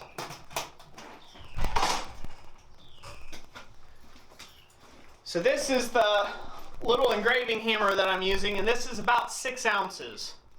It's about a 6-ounce hammer. It's just made from a piece of 1045, squared up, much like this, and a hole drifted through it. Nothing special, wasn't going for any specific look or anything like that. But it was made from a piece of little 1045, and then just a hole punch through it, okay? So what I want to do is I want to make a hammer that's a lot smaller than this. I want to get way smaller than 6 ounces. I want something right around that, about 2 to 3 ounces after I'm done for engraving. Oh yeah, that's gonna be quite So bad. this way it's lighter on your wrist, and also the shape of the handle, the shape of the hammer handle has got to be a lot different for an engraver's hammer. It's usually really thin, almost as thin as this is here. It's really, really thin all the way out, and then it has a palm swell out at the end. And that's so this way it gets a little bit of spring to it, and you can keep a rhythm going right on the piece. So I'll go ahead and resize this stock real quick. Alright. You guys can watch that. That'll lead up a little bit of time for those who still want to hang out in the chat for a bit. Josh Wright, he just showed up, so there you go, Josh. Josh Wright, well, good to have you. Glad you can make it, slacker. Oh, all right. Let's see, Colby Pate, nice work, very entertaining. Hey, I'm glad you're enjoying it. Oh. John McGann says, build me a hammer in 30 minutes. Build you a hammer in 30 minutes. Well, you know what they say about that? If you want it fast, it won't be good or cheap. If you want it cheap, it won't be good or fast. And if you want it fast, or if you want it good, it won't be cheap, and it sure as heck won't be fast. So, your choice. I can forge you something out of a piece of mild steel in about 30 minutes. Right? It'll be crooked and weird, and yeah. RC Development said you could have forged a punch. Yeah, coulda. Graham Pepper says, I got my t-shirts in the other day wearing Blacksmithing Rocks My World one. Awesome. You can thank Jessica for that t-shirt design. Yes, as well. I did design it. Alright, should we go into a sales pitch? We should. It's not that bad of a sales pitch. Okay. It's just us letting you know what we have.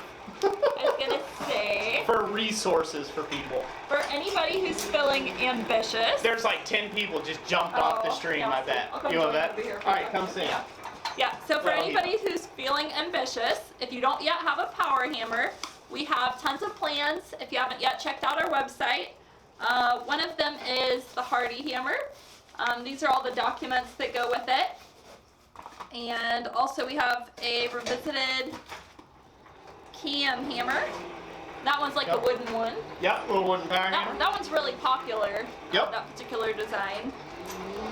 If you're also wanting something that doesn't have a power motor, there's the treadle hammer, and that one's just foot operated. It's got a pretty simple design. You're just using 2 sledgehammers. Roy's newest creation was the beam hammer. That was made out of some beams you could pick up from like a hardware store.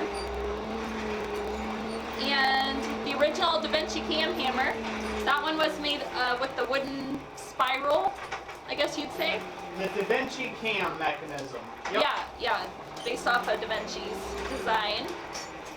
And then, of course, anybody who's wanting to get into a pretty hardcore hammer would be the main shop power hammer.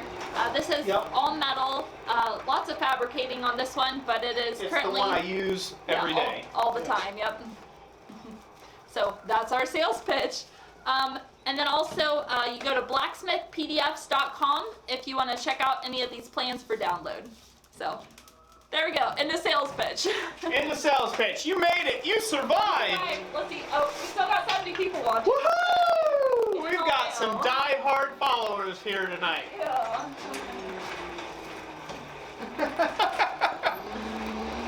They listened to a sales pitch. They did. Lord and behold. They didn't have a choice because nobody was back here to read the comments. Good. What we got, honey? Yes. Let's see. Yep. Andy Mumford says keep it going. Robert Poglish says nope, not leaving. Good. Let's see here. RC Development looking at building the treadle hammer. Okay, awesome. It's pretty simple build. Doug Watson, could you make a homemade fly press? No, I have not made a homemade fly press. I think probably the reason why it would keep you from making a homemade fly press is the screw itself. So unless you have some machining capabilities, doing the screw portion would be quite difficult. But you can buy those Acme thread screws and all sorts of sizes on eBay. So that would be interesting to make a homemade fly press. Josh Wright, thank you for the $1.99 super chat. Thank you, Josh Wright. Really appreciate you, buddy. Everybody give Josh Wright a hand clap there for supporting the channel.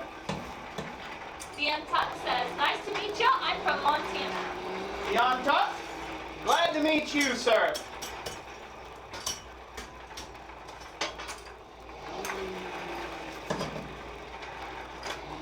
All right, I'm ready to size this down now. All right, ready for that? Yep. Got it nice and hot? Yep, I think I am. Yep, good and hot. So I'm gonna be right here, Okay. ish. Ish. Look good. Just a moment. Right about there.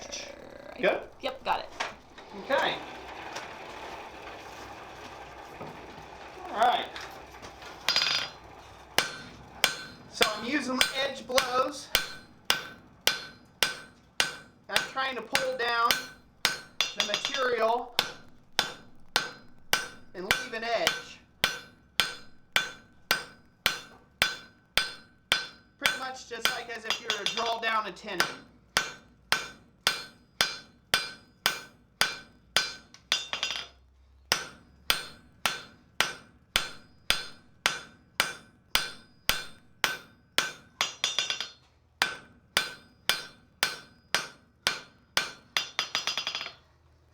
If anybody wants to really test your hammer skills, trying to draw down a tenon at the anvil is a real treat for your accuracy. But we're getting it there. Yeah. So that's the start of it. Mm-hmm.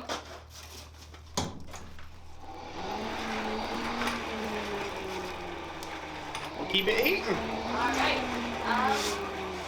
Our seat development says, do you think a mix between treadle and power drill mechanism from your other power hammers might work? Yeah, I can. The only thing you wouldn't want is the spring on the back of the treadle hammer. You don't need anything to resist the motor other than the weight of the hammer. Would it? Just one. I had one and then I missed it. Okay. Jason Ernst, I missed the sales pitch. Wasn't paying attention. Do it again. You just have to watch it on the replay. Yes. All hour and 45 minutes of it. Marco Manolvinic asked if you have an assistant or you do it all alone. Mainly all alone. So occasionally I will employ the help of someone else. Sometimes that's been my brother. Sometimes that's been people who have wanted to take and just come hang out with me for the day. I usually put them to work. I lie. I usually make something with them, people who come out and visit me. But if they're happy enough to work on something I'm working on, then I put them together to the slave labor. Get them right at it. Yep. Granddad's Forge, have you ever considered designing a hammer suited for making flowers? Designing a hammer suited for making flowers. So that would be a hand hammer or a power hammer? Question, Granddad's Forge. Okay, we'll come back to that. Ben Toombs says you can buy plants from him for $1 million. From Ben Toombs himself? Yep. Yeah, just write the check to Ben Toombs, right? I appreciate the hustle, Ben. I really do. I appreciate the hustle. Mike G, I made a small 1-inch square mild steel crossbeam hammer years ago. Works okay. Yeah.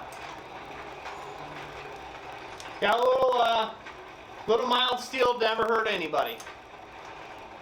In fact, this hammer here is mild steel. That's what I use to strike all my punches and drifts with. Because I harden my tools throughout usually, and so that's what I use them for. What else we got, hun? Graham Pepper, if you put it in the gas forge, you wouldn't need to work it. It will just scale to the right size for you.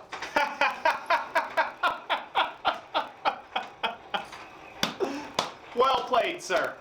Well played. Alright, I'm ready to forge here, huh? Alright. I'm gonna pull it down here. To the anvil. You ready? Yep. About right here? Uh-huh. Good to go? Mm-hmm.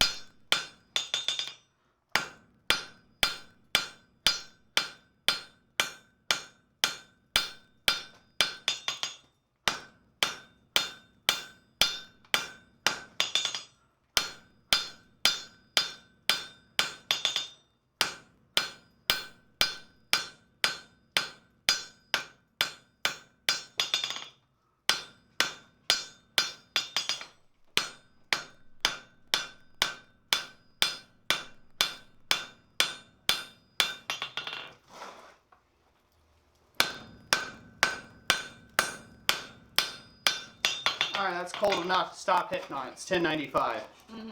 There we go. Alright. Not too bad. Yep, so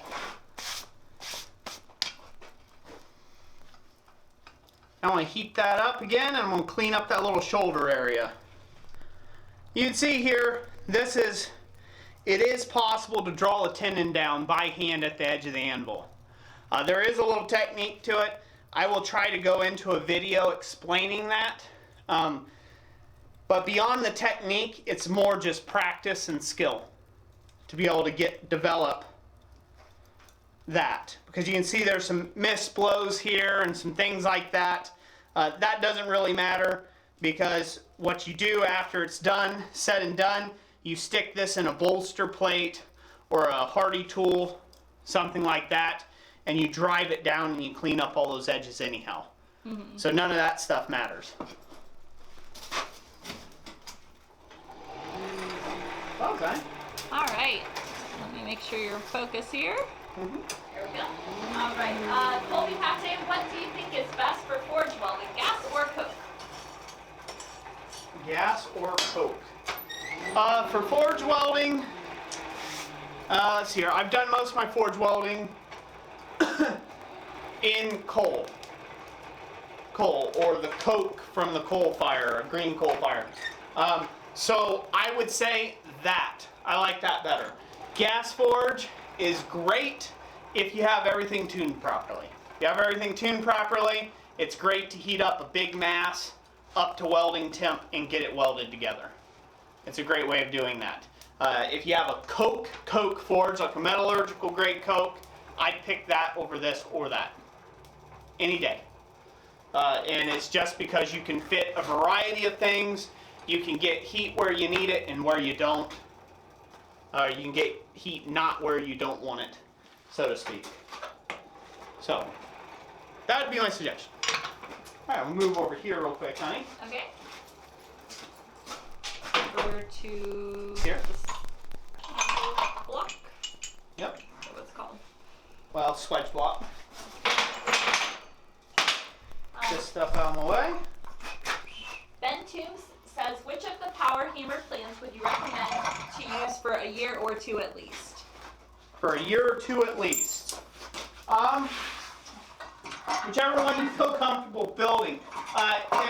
If you're looking at just trying to get into building something, you've never built a hammer before, I would suggest probably the Da Vinci cam hammer or something of the like, because that will allow you to kind of learn the ropes, so to speak. You'll be able to kind of figure out what works, what doesn't work, and kind of get an idea of how it's all supposed to work out together. And so I would suggest that first and foremost, probably. If you're looking at something to run on all the time, like professionally speaking, I would say my main shop power hammer. I've had this thing now for coming up on what, 4 years, Jess? Yeah. 3 or 4 years? Sounds about right. Yeah, and it's besides it giving me fits, that was completely my fault, which was me neglecting it and neglecting maintenance. That's why I said it's completely my fault. Beyond that aspect, I can't say anything bad about the main shop power.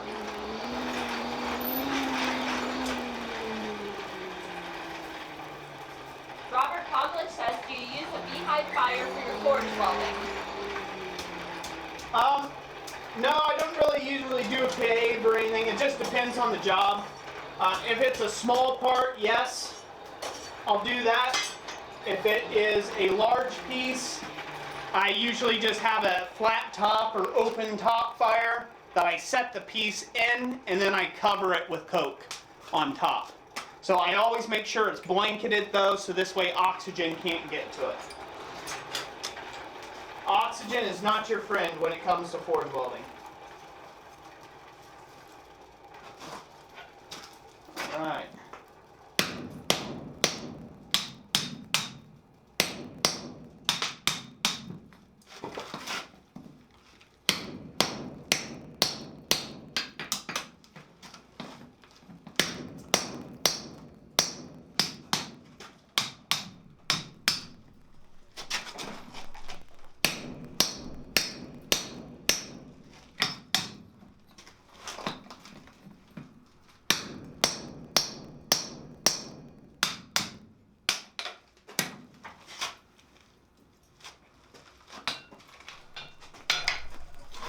There we go.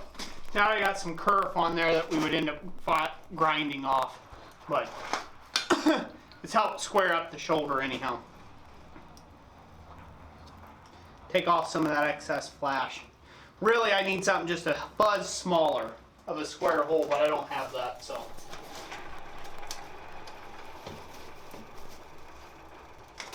Go. So I'm going to leave that anticlimactic in till I make the video about the hammer. Yeah? Haha! I soaked y'all for another video. Another view. That's right. And you spent 20 minutes, so. And I spent 20 minutes. Looky there. See? Ain't I a thinker? You are. I'm sure everybody's calling me other things but a thinker right now in their minds.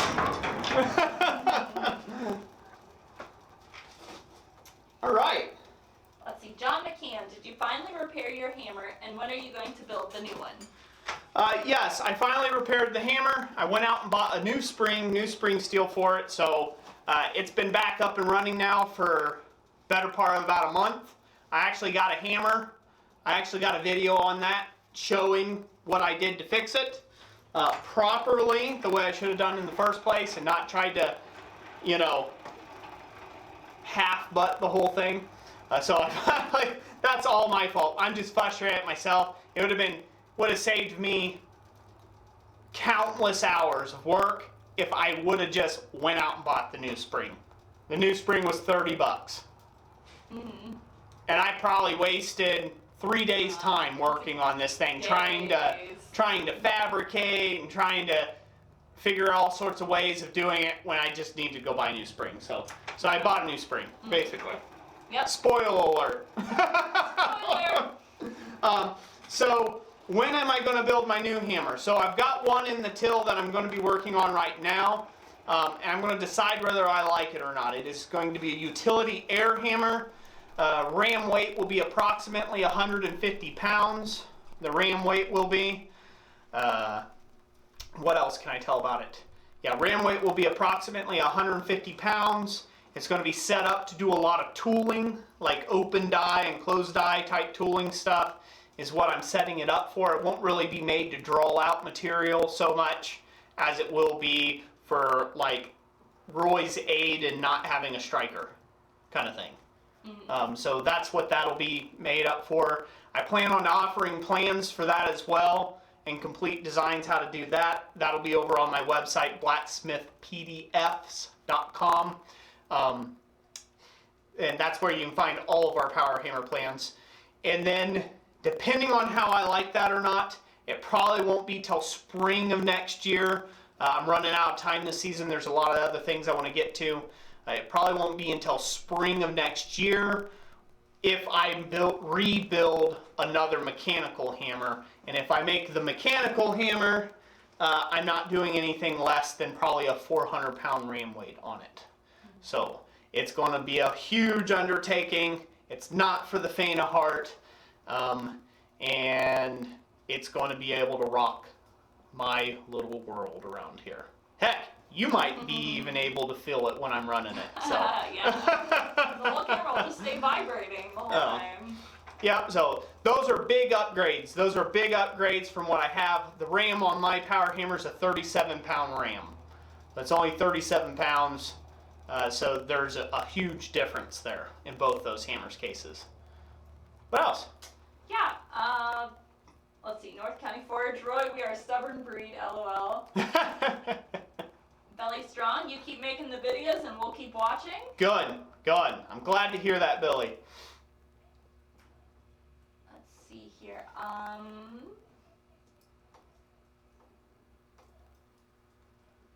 don't know. I'm gonna read somebody's comment. Ben Toombs, when you get missed blows when you've been working that long, you can't help it, man.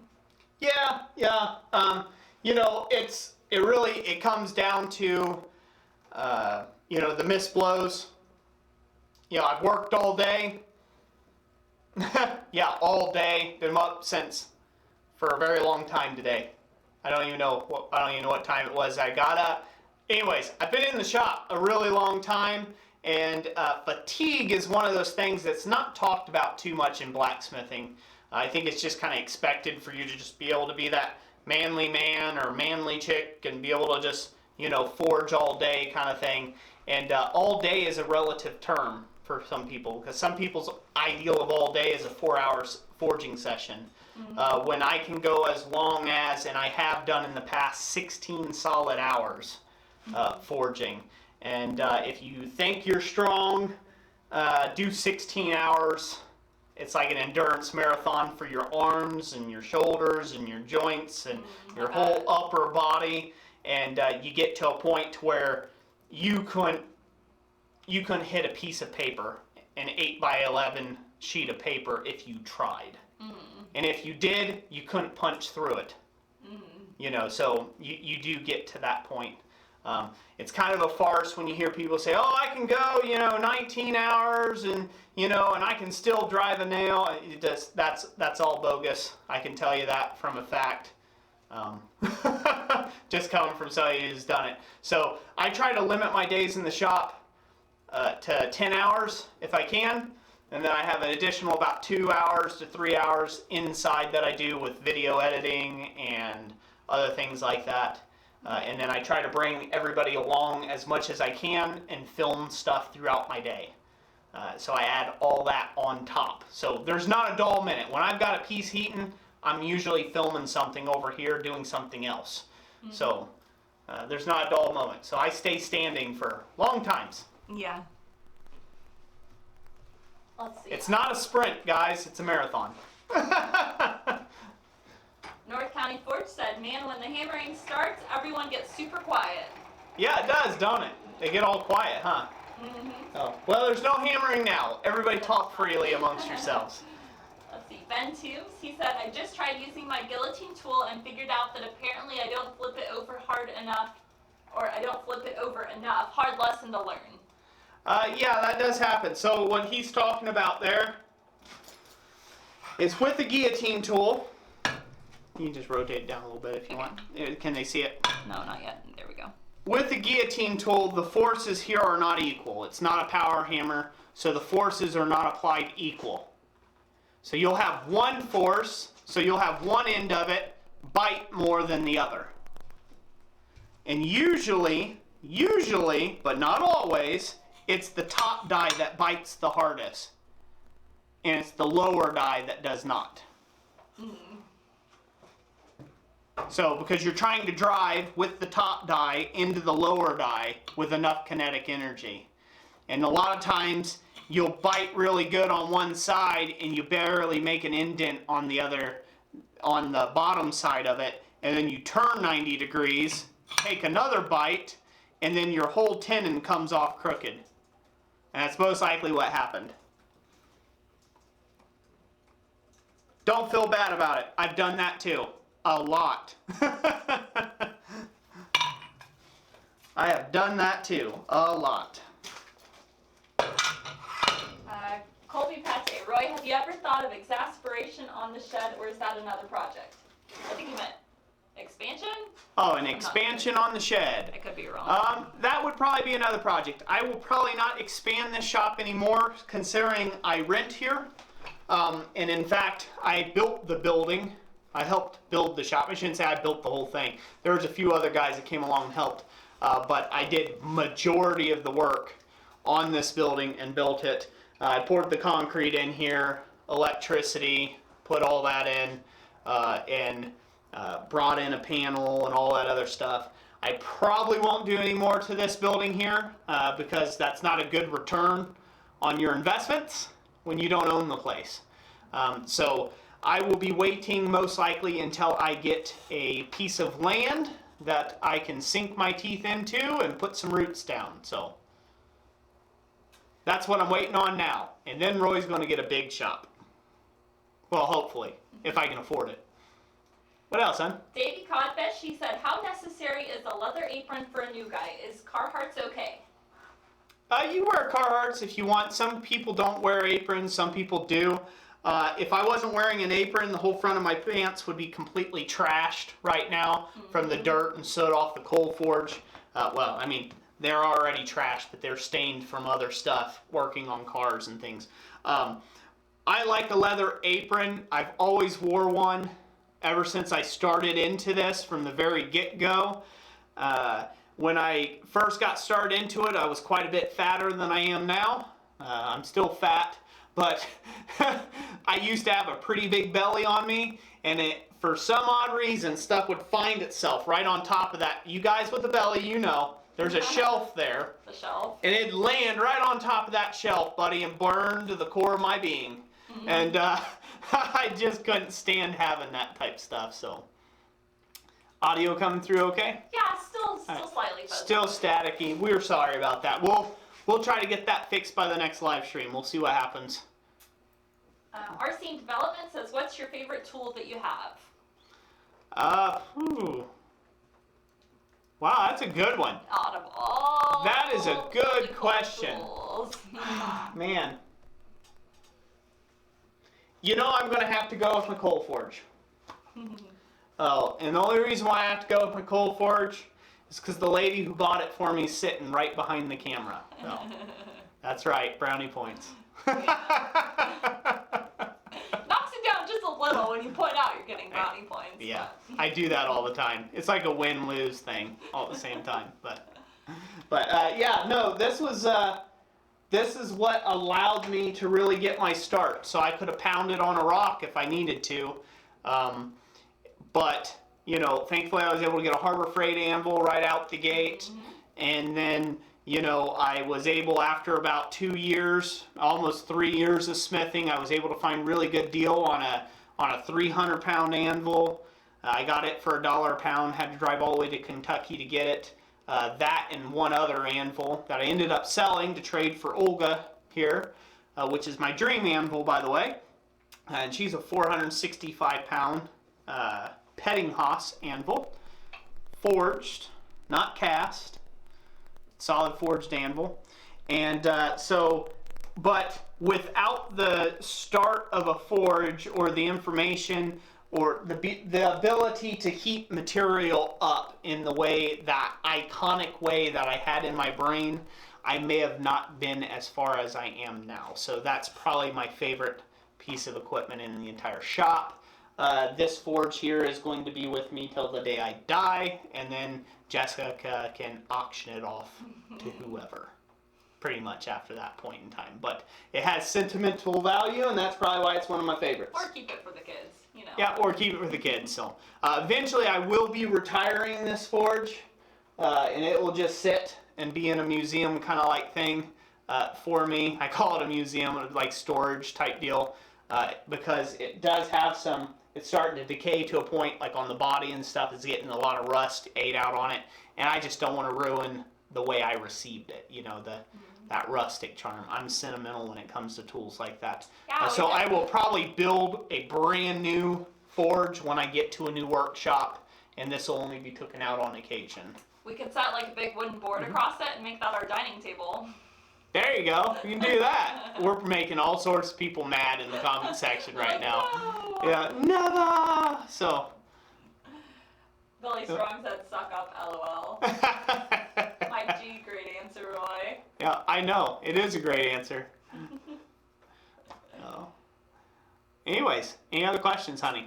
I'm about ready to call it quits. Yeah, I think we're about 2 hours. We just crossed the 2 hour mark. All right, we just crossed the 2 hour mark. How many people do we have? 67. How many likes? It doesn't show here. It doesn't show the likes, so. Yeah, for some reason it doesn't show. Somebody comment how many likes we got. And if there's not enough, like it up there, people. Sure, like it up. So. Your Yeah, here's your chance. So, also, I did notice that we had missed somebody's super chat last live stream. I'll make a point to put that on the list. I think we shouted them out on the list here, but I did not get to answer their question in live stream. So if that was you, make sure you comment again. You don't have to super chat. Just, you know, put a asterisk or hashtag Roy or something like that, or Jessica, or attention type thing. Get our attention, and we'll answer your question. So we missed that for some odd reason with the lag. I didn't see it until after the video was published. So okay, 88 likes. So 88 likes. Yep. Awesome. Thank you all so much. So, all right. Well, that's going to be it for this live stream. Thank you all so much for putting up with the audio and the crackling thing. I'm going to try my best to have that rectified by next live stream. We'll see what we do. Stick with us. Thank you, everyone, for participating in the super chat. and helping us get all this great new equipment here. Graham, buddy, I really hope you like these tongs and they'll get you a lot of use. Thank you, everyone who has subscribed to the channel and has taken us above 20,000 subs. That is absolutely amazing. Yes, and that was only a few short months from our 10,000 subscriber giveaway. I don't even remember how many months, but it's been what, 4 or 5? It's before the end of the year. It was before the end of the year last year, so I don't know, we might be at 6 months now, I guess, right? Yeah, somewhere in there, about 6 months. A little shy of 6 months, 5 months or something like that. That's still amazing to grow another 10,000 of you out there. That's amazing. And we greatly appreciate everybody being a part of the channel. And we hit 100 likes. We hit 100 likes. Woohoo! Thank you all. Thank you so much. So, all right, well, that'll conclude this live stream. God bless you all out there this weekend and the rest of this week.